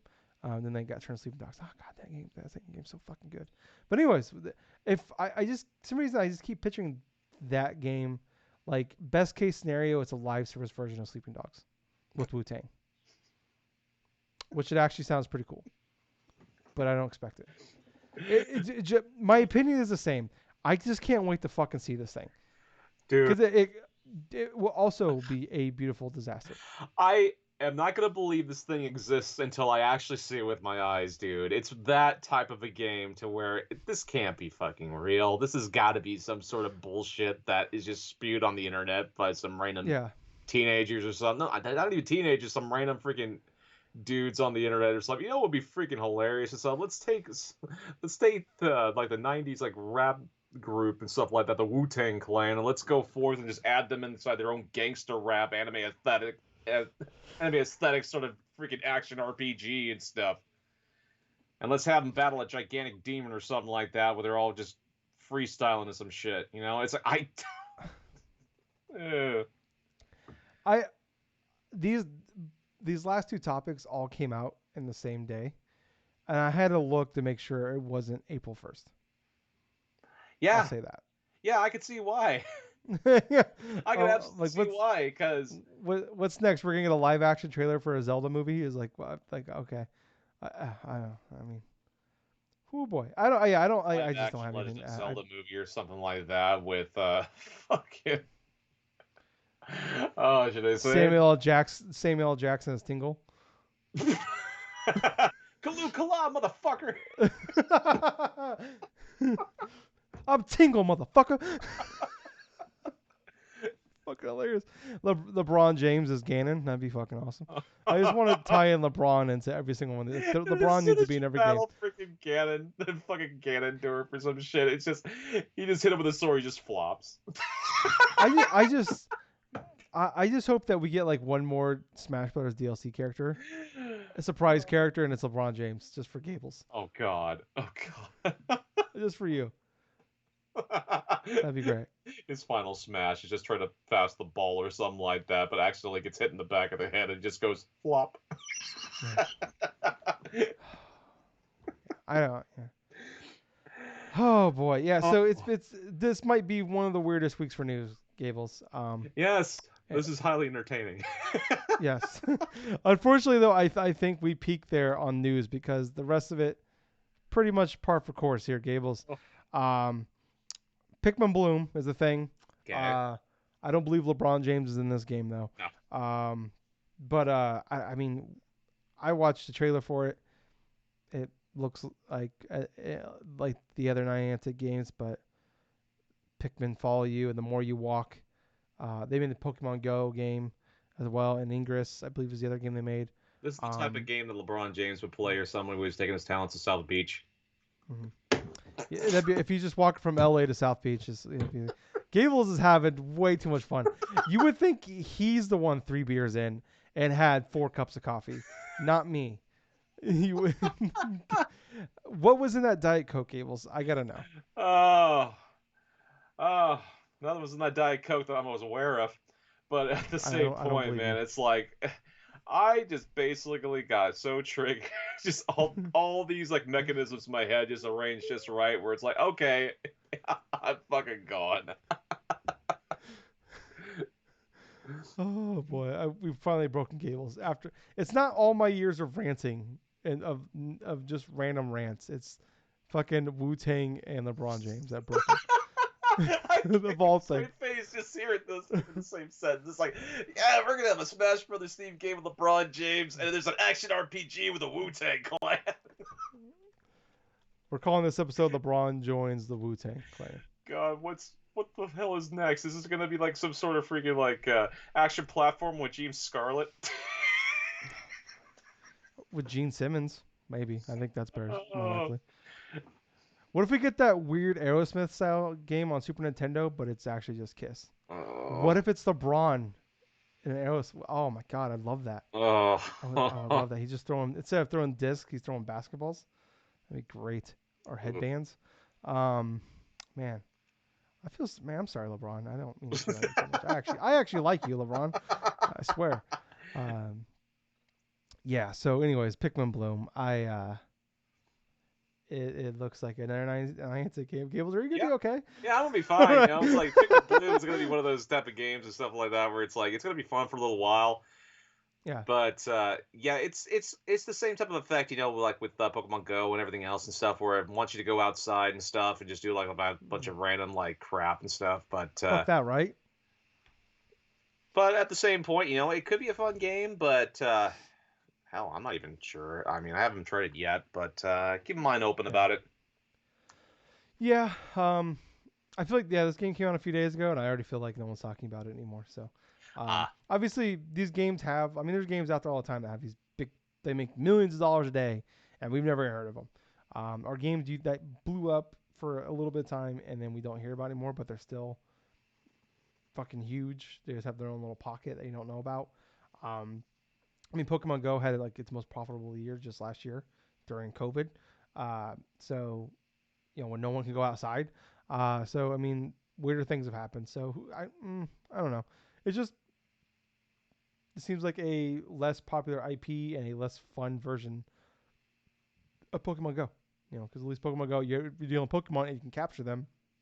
And you can go to places and go to Poke Shops, have battles, you know, stuff like that. And this is just like, well, the more you walk, the more Pikmin you collect, the more flowers. They're like, cool. Okay. Cool. So yeah, that's kind of just. I mean, whatever. I don't know.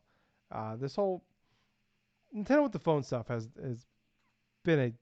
I mean, obviously it's financially it's been great for them. I just feel like it's just been a big miss because I think the big issue with the Nintendo with the phones, the mobile stuff, is that when you look at Nintendo, they are so big like they're usually like one of the leaders in like creativity and just changing the game on shit so much, literally, for video games, where they just, maybe they take maybe not original ideas, but they like add all these original twists to them and turn it on its head, and Right. then people copy that from where they had come up with their own version of like their own style of a game never seen before, and it just feels like Nintendo. And I know they've been hiring a lot of people to make these games for them and stuff, but they at least have they are part of the conversation of making these games. It just feels like they're just copying, which I know that's everything in general, but especially in the mobile world, where I mean, there's just a million versions of everything out there on there, um, and it's just a lot of them copying other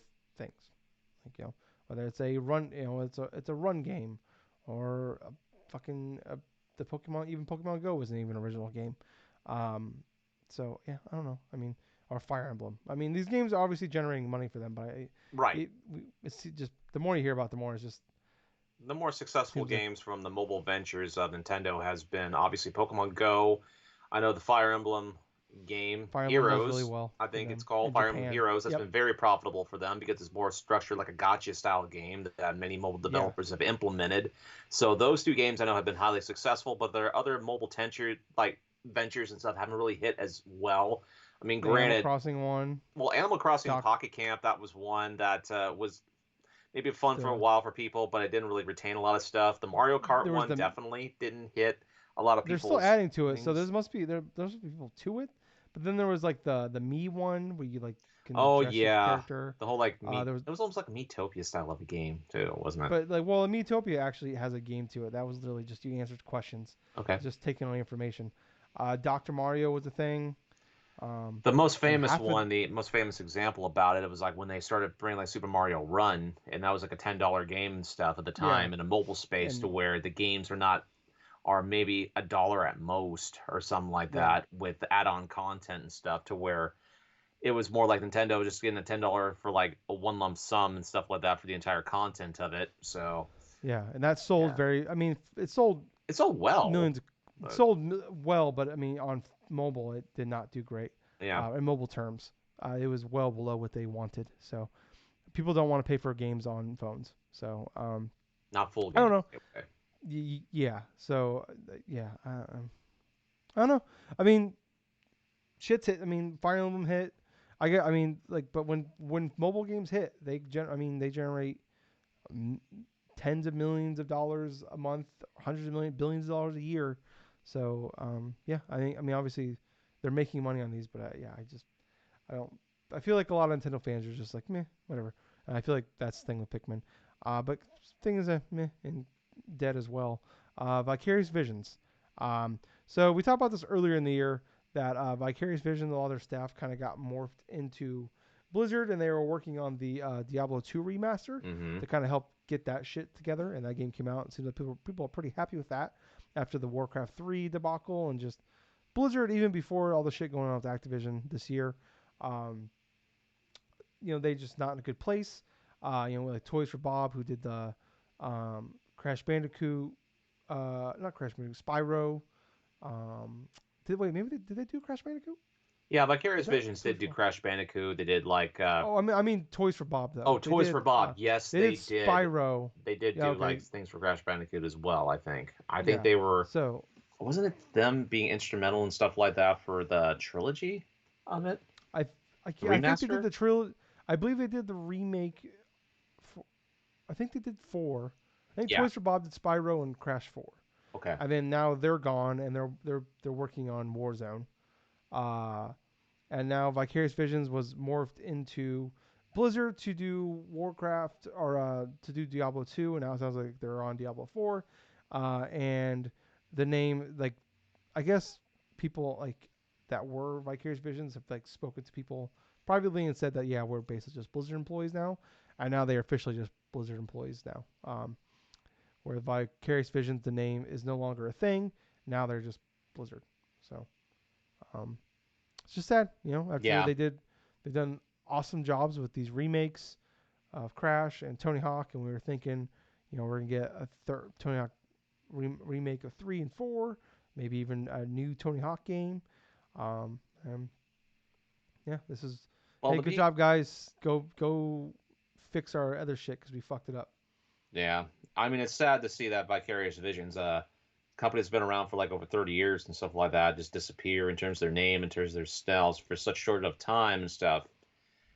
But honestly, it still doesn't like keep away from the possibility that we may potentially get possibly another Tony Hawk down the line or another type of like Crash Bandicoot game down the line. I mean, those options are still open, but it'll be entirely different than what we were accustomed to seeing over the past few years with the Crash Bandicoot remakes and stuff, and like Crash 4, the Tony Hawk 1 Plus 2 remakes and stuff.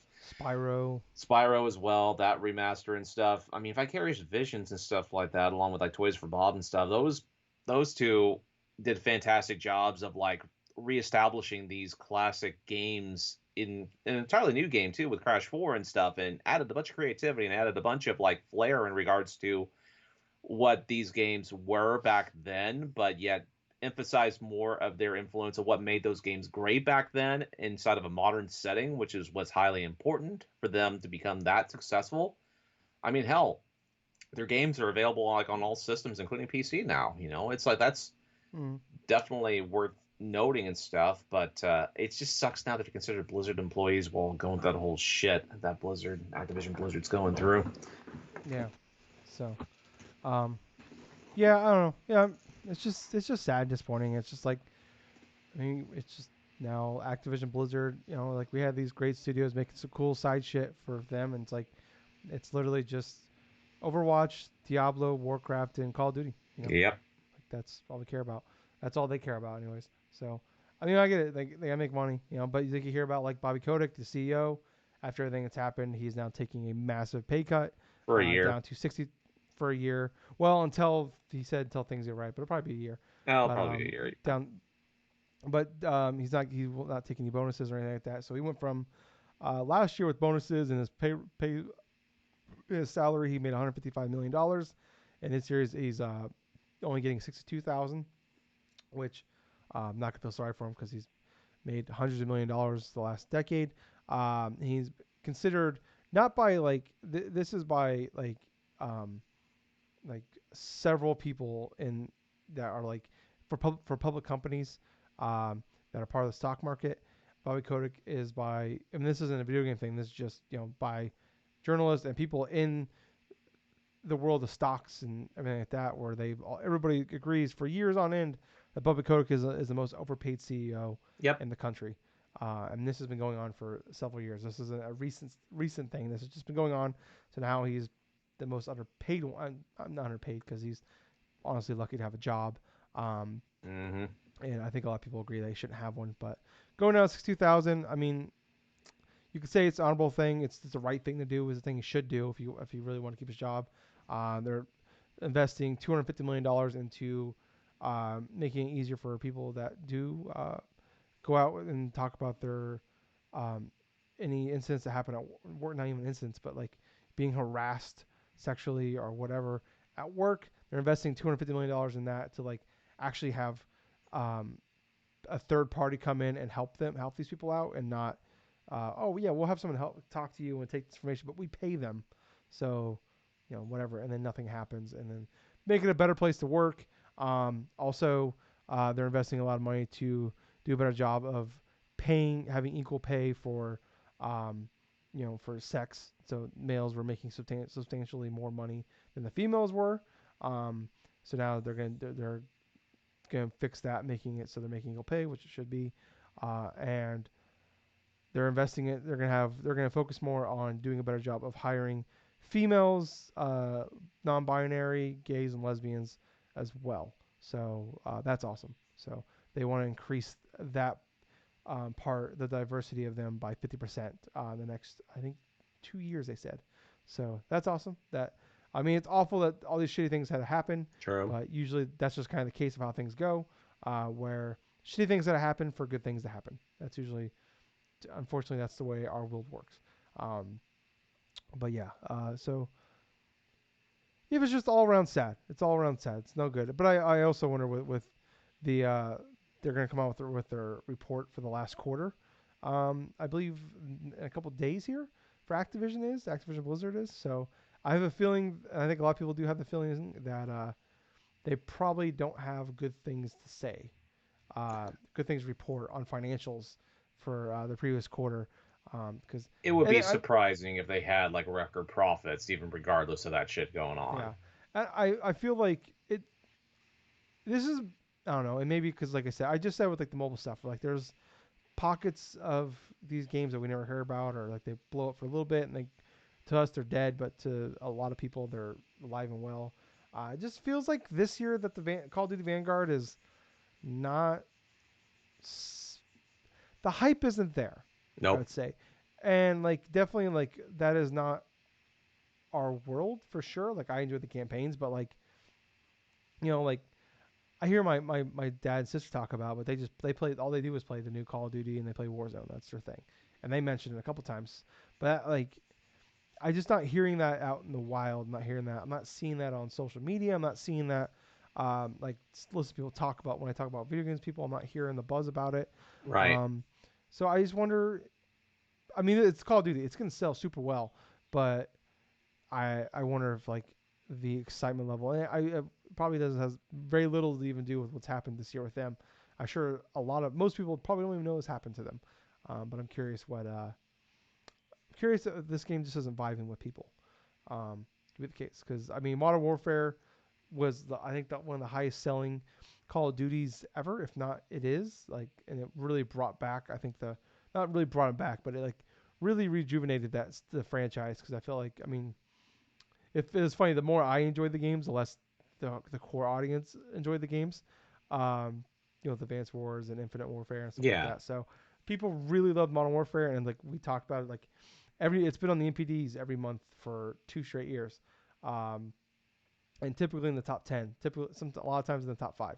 So even like with Cold War in there. So yeah, I mean, we'll see. It's gonna be number one next. It's gonna be number one November for sure. But I'm just with the staying power and stuff like that. Who knows? We'll see. It's coming out next Friday, so I think we'll have a pretty good idea how it's gonna do. But moving on to our last topic here. Not a lot to say here. So Advance Wars we talked about was officially delayed. We talked about last week was it delayed from December 3rd of this year to spring. Yep. Well, on the so they said spring, but on the eShop it says April 8th. So no official announcement, but it's still states it on the eShop. So that's technically spring. Yeah, it So is. keep that out there. I'm thinking it sounds like that's. I mean, this isn't like somebody else saying it. This is Nintendo store saying it. So just not too much to add there. I don't know if you want to say anything on that one, Gables. No, there's not really too much to add to that one. It's like, okay, it's delayed until spring. It looks like it's going to be coming out close to my birthday and stuff like that, so this should be Yeah, fun. yeah, there you go. Can't wait for that one. But let's move on here to our what we've been playing. Gables, do you All want to right. go or do you want me to go? Honestly, I want you to go first because I'm kind of interested in hearing what you have to say. Okay, so I've only really played one game this week. I played Guardians of the Galaxy, and I talked about it. It was both of our games of the show of E3. Yep. Um, I love the movies. I really like the Telltale version that they made. That well, not the same studio, but Telltale made a few years ago. I really enjoyed it for what it was. It wasn't awesome, but it was really good. I thought, especially for Telltale at that point. Um, and my expectations were that I was like, I'm just hoping this is like, I'm thinking this will be like that, like mid sevens, mid eights style game in the 80s. We talked about just last week. We're like even like Mm-hmm. we brought up again. We're thinking 80s Metacritic. I think it on review day. The reviews came out Monday. It was an 81. I don't know what the score is now. I haven't checked since Monday. Um, and a lot of people have felt that way too. I've seen like some 66.5 stuff like that. Um, and I was just like, I just want this game to be good, just solid. And Gables, uh, it's so much better. Ah, I there you go. am having a fucking blast with this game. And don't get me wrong, this isn't like game of the generation or anything like that so far. No. I'm played a ton of this game. Uh, I've been like so, giving up sleep to play this game, which I don't do really ever anymore. I'm like, I could actually get a good night's sleep, or I can keep playing Guardians. I've been sacrificing sleep to play this game. When I'm getting old, Gables, I can't be doing that anymore, but I'm doing it. Um, I'm just having a blast with this game. I'm on chapter 8, so I'm around the midway point. I think there's like 16 chapters. Uh and man, I just okay. So let me try to talk this out here. So Guardians of the Galaxy, obviously you're a group of five. Um, you're on a ship, and you're basically contractors, uh, doing missions for people for money. And the cool thing is, so it's like what I love about it's kind of like Spider-Man, like the Marvel version, the Marvel movies of Spider-Man, and also the Spider-Man, the video game we had in 2018, where they just skipped the origin story, like Oh, because we've okay. seen it a million times. Yeah. And with Guardians, there's not really. I mean, from what I understand, there's not really much of an origin story, and they kind of like mention it in like side conversations about how they got together, but they've been together for a little bit, but not a long time. Like I don't know how long, maybe like a year, maybe less. But they've been doing this for a little bit, and like I don't know what the main gist of the story is. Like some shit has happened, but there's just more building more and more, and there's like some crazy shit going on.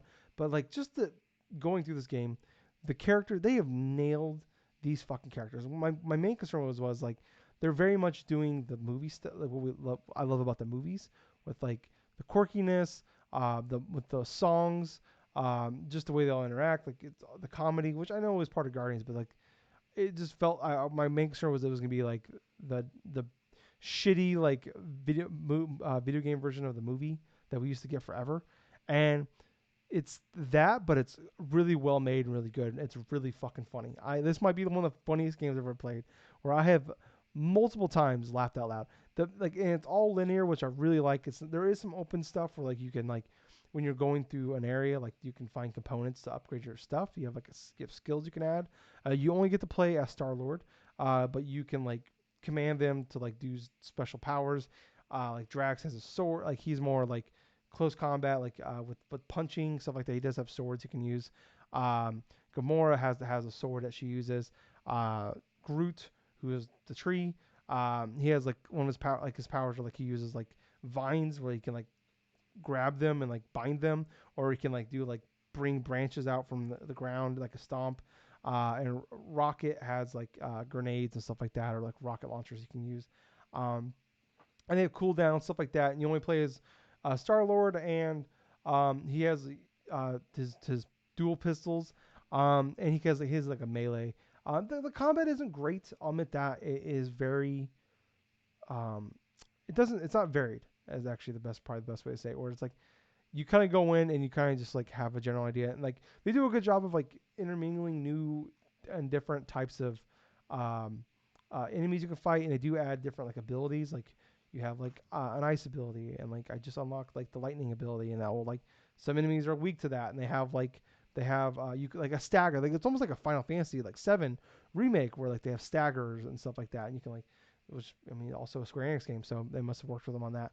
But like just the core of this game is just like the banter between these two, the cutscenes, um, just walking like I just like walking and just listening to them talk, and I'll just stand there and wait for them to get done with the conversation.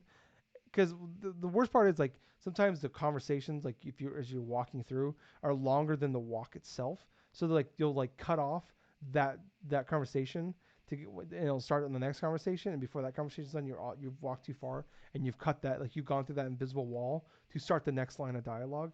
So I'll just stop sometimes and just listen to them banter, and then like after each chapter you go back to the Milano, their ship, and they'll just have like conversations yelling at each other and talking to each other, and it's like I just stand there for like 10 minutes just listening to them talk, and it's like and it's funny because like the conversations are hilarious and they're funny and they're also like you're learning about them, like because it's different from the Marvel like the MCU world. It's different from like the Telltale world.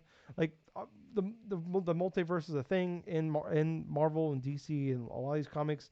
They even it seems like they kind of hinted at a little bit too in this, but like like the so I didn't know how they're gonna do with it. And it's kind of interesting, like the differences, and they talk. I don't want to spoil it.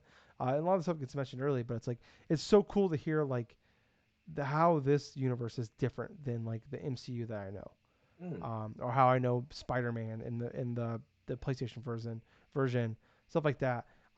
It's so cool and like learning the backgrounds and like reading about them. Like I'm just like reading all the like the little, you pick up the little things like the little notes and shit like that and just read about them. And there's like cool things you can like there's like collectibles you can find that will have like could have significance to like the character, and then when you get back to the Milano, and you pick up the item, and I'll find like this ring, that means something to Gamora, and that will like start open up this whole dialogue branch, this whole dialogue tree, just learning about her and also learning about Peter, Star Lord, that's Peter Quill or Star Lord, and just learning and interacting with this character. It's definitely the best part of this game.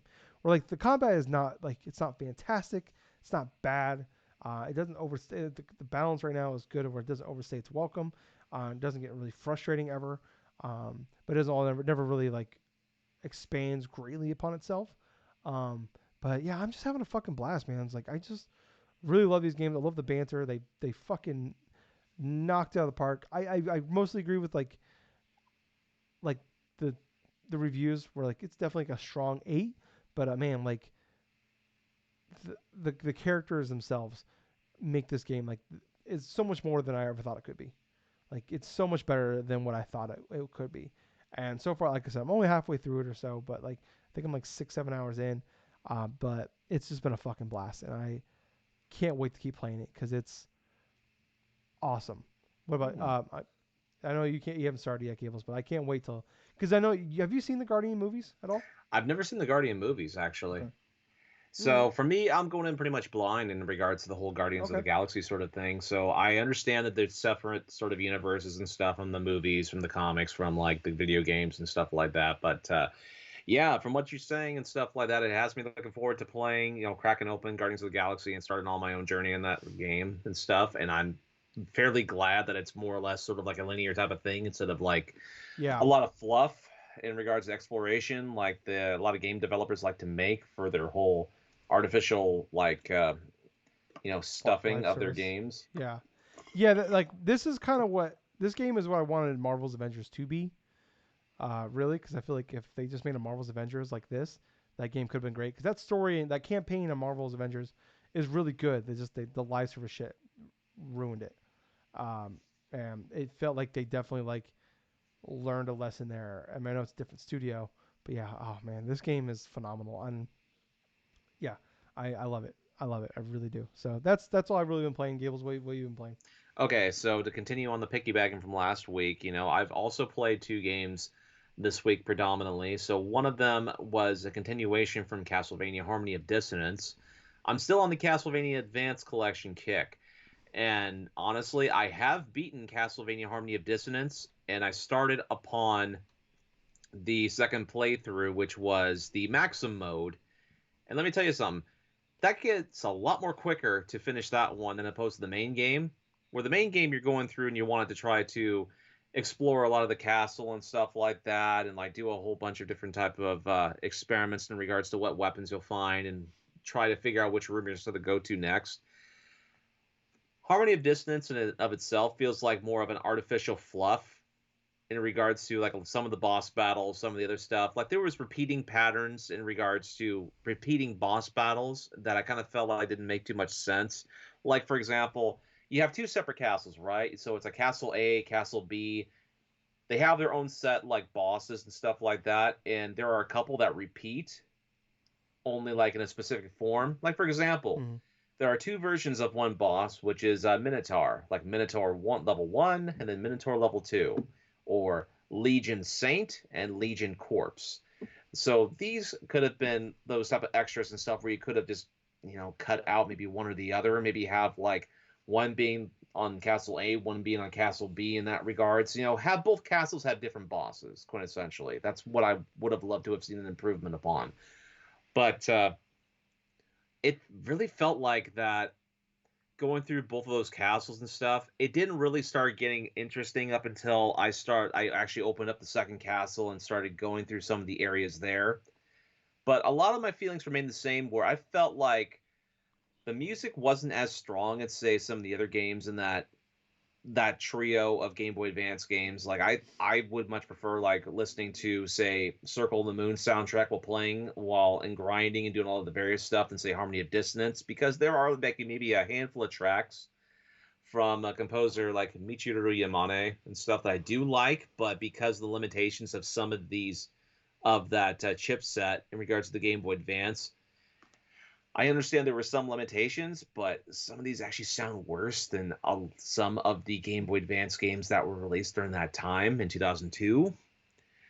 But I finished up with the second playthrough of Harmony of Dissonance, which was Maxim mode. And like I was touching upon before, the gameplay goes a lot quicker because Maxim is so overpowered in terms of his attacks and also in terms of his like sub weapons. Let me give you the good example right here. When you start off with Maxim, you already have enough power and stuff to where you could actually go forth and overwhelm bosses from the get-go, right? This is a mode that's keen for speedrunning because the sub weapon that he uses is pretty much like almost like a throwable like cross or something like that. They're kind of like a boomerang thing that comes back to you and stuff. You can go around the castle, explore all the terrains, collect all the heart like max ups and the life max ups and stuff, and you could just spam those freaking sub weapons to the bosses, and it literally takes like some bosses took like under 20 seconds to beat. So for the first couple of bosses inside of Castle A, I did all that, and so my main pattern of that was defeat all the bosses in Castle A, then progress to Castle B. I was defeating some of the most hardest bosses from the get-go and stuff with very little effort, which felt amazing to me because going towards the end of my first run with Harmony of Dissonance, there were some times it felt kind of tedious to try to go through and get through these boss battles because you were trying to do different types of patterns and doing this and that, like the boss battles with say with Cyclops and Pazuzu and stuff like of that sort, where they felt difficult from that standpoint because I was under leveled at some points, but I had to literally learn a lot of their patterns and stuff. Whereas when you're playing as Maxim and stuff, you just basically spam his sub weapon and stuff and just start whipping and doing all this other shit and stuff. But as soon as I would beat those bosses, I would stand in the center, and he has this animation to where he's just looking off in the distance, where you just see his back. He's just standing like kind of like a solemn sort of thing, and I just let the little ball thing that materializes up top that replenishes your health and match just drop. It just got some strange satisfaction with that. But the reason why you have to defeat all the bosses in both these castles to begin with is because once you do that, you can unlock the last boss, which is the final form of Dracula, quintessentially. Dracula's Wraith, I think it's called. And it was the same thing. It took me less than a minute to beat that final boss. And it was hilarious when I did that. I'm like, was that it? Like, yeah, I did it. Yes. Yes, I unlocked that trophy. So I got that one done. But Nice. the better part, I think it was, when did I start at Aria? Let's see. Aria of Sorrow, I did start earlier on this week. I want to say Monday. Inside of this game, when I looked at the trophy list of it, it wanted me to beat all of the bosses on top of collecting all of the souls and then playing through the game again as Julius Belmont. So we're looking at 2 playthroughs maximum, collecting all the souls in the first playthrough, obviously, and stuff, alongside beating, natural progression of things that you would get otherwise. So I did something that I hadn't done before inside of Aria of Sorrow, and that was I was looking at a tier list of all the different souls. So inside of Aria of Sorrows, Tyler, there's 3 different types. There's red, yellow, and blue souls. The red ones are the ones you're going to use most commonly. The Like yellow, Pikmin. yeah, sort of like that. So for example, there's one soul you get first thing you first started the game, and that's the winged skeleton, right? And that attack, that red soul, you throw spears. And so that's just one of those basic attacks, right? And so yellow is a little bit more powerful than that and stuff. You hold the R button and stuff like that. Like, for example, you get a soul that's like the bone pillar, right? Pretty much like the type of traditional CastleVania monsters that you would face. You can hold down the R button and it'll just radiate fire. Like you just shoot fire from your hand and stuff like that and just do this and that. And then no, actually, I think I got the blue and the yellow ones confused. So that was actually blue. But for the yellow one can actually be in terms of souls that will help you with stat attributes leveling up. Like, for example, the 4th boss of this game is called the Headhunter. The Headhunter has a soul to where it increases your stats by at least a couple of points for each soul that you collect, if I'm not mistaken correctly. So this is the type of soul that's going to be good maybe for the midpoint of the game in that regards. but it's not the best for that type of situation, since it pretty much balances your stat. And inside of this game, you really want to focus upon one of two stats: strength or intelligence. With strength, if you equip like a soul, say like Minotaur, which gives like +8 strength, like for like your attack and then your strength stat and stuff like that, you're going to have a hell of a lot of easier time, considering you're going to use various souls and that. So I was watching a couple of YouTube videos last night in regards to that, and some of the best souls were some of the monsters I didn't even realize you could do that with. So it was rediscovering some of the monster souls I had already collected, and seeing how fun they were to use. So there's this red soul called Lightning Doll, right? And the whole attack is shooting lightning out of your fingers. And so what I end up doing, you press up and B, right, in order to shoot like thunderbolts. But if you hold down the up button and you spam the B button, it'll actually spam all these lightning attacks to where it'll actually kill strong enemies within like 2 attacks. And it has so much range to where it's actually halfway across the screen. It's like near halfway across the screen. So doing that and stuff, plus there's another soul that's called Triton, which actually increases your attack, or it increases your strength, I think, to like about, I think it's either +12 or to +16 or something like that. Really good stuff. But as far as the collection of souls goes, there's 112 souls in this game, and I have about 73 in this regards. So I'm over halfway there. I'm roughly over 60% completed with that stuff. I have gone through the first couple bosses actually effortlessly, right? So it's like you have the Creaking Skull, that's a fairly easy boss. You have like the Manticore, another easy one. They're basically the type of bosses where you play and it's like you attack maybe once or twice and then you avoid the big attack that just try to do and stuff. And then it just kind of evolves itself from there. The third one, the Great Armor, that one's not that difficult, especially if like you use the same tactics as the first 2 bosses, where you get like maybe 1 or 2 hits in, use the backdash and stuff to avoid one big attack and stuff. The Headhunter, however, I forgot how fun that boss battle can be, because it starts off, you enter into this room, right, and you have this gothic scene to where you have this fireplace and you have these display shelves in the background, right? And there's a head of a person in each row of these racks, right? In the background. And so you have these 2 chairs, right? And inside is like sitting is like this lady without a head, right? So she stands up, and initially there's this head that floats onto her, right? And so the demon goes through, grabs his head, attaches onto the body and stuff, and then you face off against this one, and it has like 3 phases of this boss battle, right? You face off against this lady. She has these normal like ground attacks, and all of a sudden, once you defeat that one, you have an old man's head that fuses onto this body and stuff, and it goes like, it floats in the air, starts doing aerial type attacks and some shit. But the last one, you get to face the final form of this headhunter and stuff, which is basically like this freaking crazy ass looking lizard that will attack with its long ass tongue and all this other shit. But yeah, this is a fun boss battle in of itself, because you have to navigate in regards to avoiding a lot of the attacks in the first form. The second form is kind of interesting because you have to avoid like projectiles and all this other shit. But yeah, I remember that boss battle.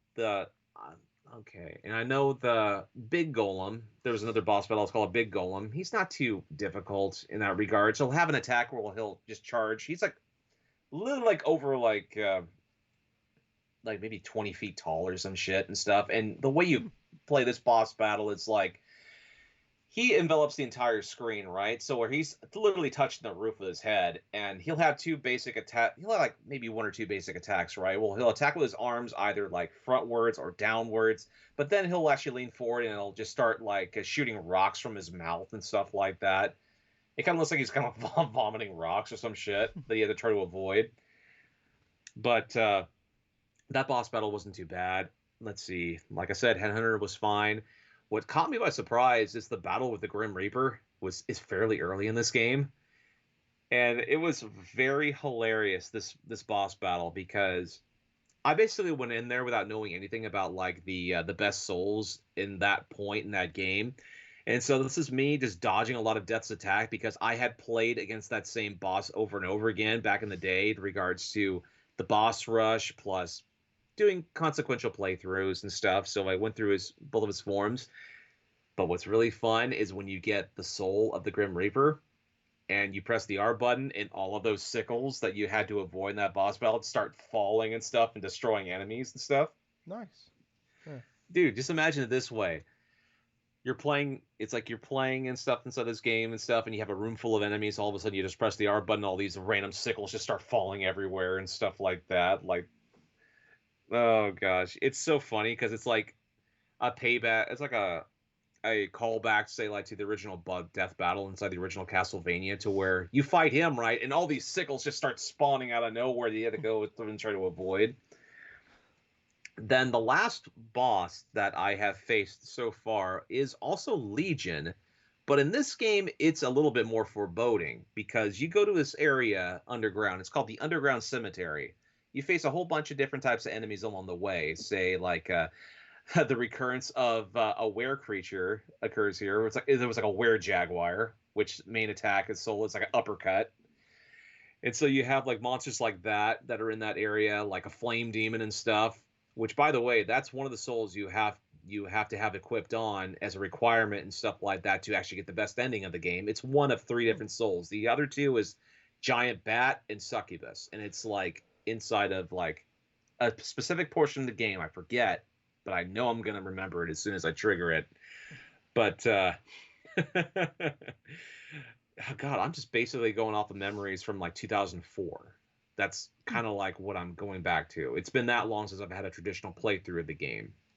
But the Legion battle is interesting here because on your way towards that room, you'll come across like a specific point where the music just stops, right? And you hear this wind blowing, and all of a sudden you see what appears to be like people materializing from these coffins, and they start venturing out.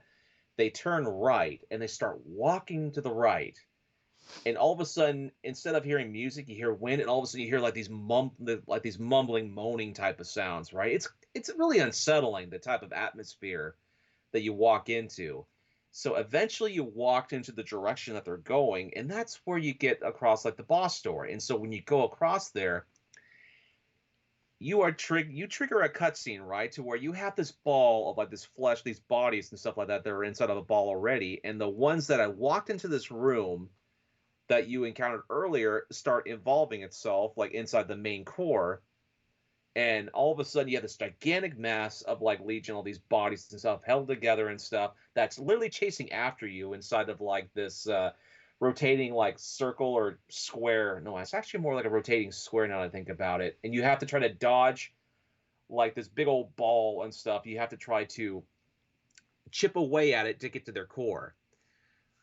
This boss battle was fairly easy for me because of 2 things. 1, the lightning doll soul, which I could spam the lightning projectiles, and 2, there was another top tier soul that I had that I didn't even realize that I could use and abuse until watching the YouTube video, which was the Manticore soul. That's the second boss in the game, right? But if you equipped it on, it transforms you into a demon, and then you can go forth and you rush across the stage, and you do a hell of a lot of damage while you're doing that. And so that's how I went through, and instead of taking like 5 minutes for this boss battle, which chipping away with my sword and all this other shit that I had equipped on, that would have been a hell of a long time. But because I did a couple of rush attacks while it was on the main floor, I chipped away and eliminated all those pieces, and it got to the main core, and then I hit it twice with my sword, and I killed it. Like, just like that. I'm like, well, I wish I would have known that about that over 15 years ago. That would have been made things incredibly easier. But no, when I look at it this way, it's like I've already fought most of the boss battles. There are about 4 more left in the game. One, which is a monster by the name of Balur, which is a giant. Honestly, it's a giant inside of like the set, like room and stuff. But I know I have to face another character. His name is Graham. He's one of those characters that you meet throughout the game that is supposed to be like, he considers himself like a oh god, what is the hell do they call it? Like a candidate to become like to be reincarnated as Dracula or some shit like that. So it's like basically the whole story of Aria of Sorrow, and the reason why Soma Cruz, the main character you control, is in there is because you're transported to this place into Dracula's castle because apparently Dracula's castle at this point in time, the year is like 2035, right? And so it's like you and like the girl, one of your friends that you're like walking along with, get transferred to Dracula's castle, quintessentially. That's in a solar eclipse. Yeah. So Dracula's castle is his true castle is inside of a solar eclipse. But you meet a couple characters along the way. Like you meet a descendant upon like one of the characters that used to play as in Castlevania 3. So her name is Yoko Bernades and stuff, which is like the descendant of Sypha from Castlevania 3. Then you meet some sort of like retired like this AWOL military guy. His name is Hammer, and he sells like potions, sells weapons, sells armor, and stuff like that. And then you have a character by the name of Genya Arikado, right? Which basically, quintessentially, is like the son of Dracula, Alucard in disguise, inside of that stuff, trying to show like Soma Cruz and stuff like that. Like he has to discover like this various like power or whatsoever that's inside the castle and stuff, and that's how he learns that he has this power, right? The like this power of dominance, where he can absorb souls and stuff, monster souls from what he kills and stuff like that. He can use their powers as his own, and so all that story stuff leads up to another character, like I was just saying before. Graham is his name, which is like a candidate to become reincarnated as Dracula, which he believes that he is like the reincarnated form of Dracula, because of a battle that happened that's never mentioned again after the game. You know, like even like in the main timeline stuff, 1999, apparently Dracula's resurrection stuff for the Castlevania stuff was just killed in that year. But essentially, the game is Y2K fantastic. got him. Yeah, pretty much. Pretty much, it was like a Y2K bug that pretty much killed Dracula back then. Makes sense. But the overall thoughts, this is definitely the best game inside of that trilogy. It's definitely grind heavy, especially if you want to go through and collect all the souls in that regards. But at the same time, I'm still having a blast playing this game. The music is absolutely fantastic. The level design and stuff is actually fairly smart. There are a lot of hidden things you can go through and find. Some things you won't even find unless you do subsequent playthroughs in order to try to like find more appreciative stuff. But my main goal with it is I want to collect all the souls. I want to get the platinum trophy for this game, the Castlevania Advance stuff. I'm already over like 70% there. I mean, hell, I'm like what, 77%, if not the trophy thing. I'm like 42 trophies out of 49, and I still got to go through and like collect all the souls, beat the game as Julius, which is incredibly short. I've beat the game as Julius before in Aria of Sorrow, but it's still a blast to play. I definitely would recommend it to our listeners, especially those that are either watching on Twitch or listening to us right at this moment in time. If you love Metroidvania games and you are interested in seeing some of the games that sparked that boom in regards to the whole last generation and stuff to what's going on right now, you owe it upon yourself to at least give a try the Castlevania Advance Collection. Circle of the Moon, Harmony of Dissonance, even though Harmony of Dissonance is pretty bloated, and Aria of Sorrow, definitely the best of the trilogy in my honest opinion. They are games worthwhile to give a try. Hey, if you like them, you like them. If you don't, you know, hell, at least you get to say that you've actually experienced a bit of history from back then. But since I grew up playing these games, quintessentially, I mean, it's such a blast going through something familiar. But yeah, I know it's been a little bit long-winded, but yes, that's what I've been playing. Well, it's very cool, Gables. I'm glad you're happy with that. Having a good time. I can't wait for you to jump in some Guardians over next here soon. I'm happy. But, I'm definitely going to be happy to jump in some Guardians of the Galaxy. Yeah. So it's gonna be fun next week though for us. So just kind of keep an eye out. We'll be talking about Extra Life and all that stuff next week. Reminder, in case you forgot, we will be out a day later than normal next week because of Extra Life. We'll be recording on Sunday instead of Saturday. Extra-life.org. If you're curious about what Extra Life wants more details on it, just go to that website and it's everything there for you. Like us, share us, 5 stars, reviews, comments, follows. If you really like this podcast, click right here around my junk area. on that big thumbs up on YouTube. More you guys do stuff like that will help us out a lot, especially clicking on my junk. It makes me very happy. But yeah, I was your host. I was Tyler.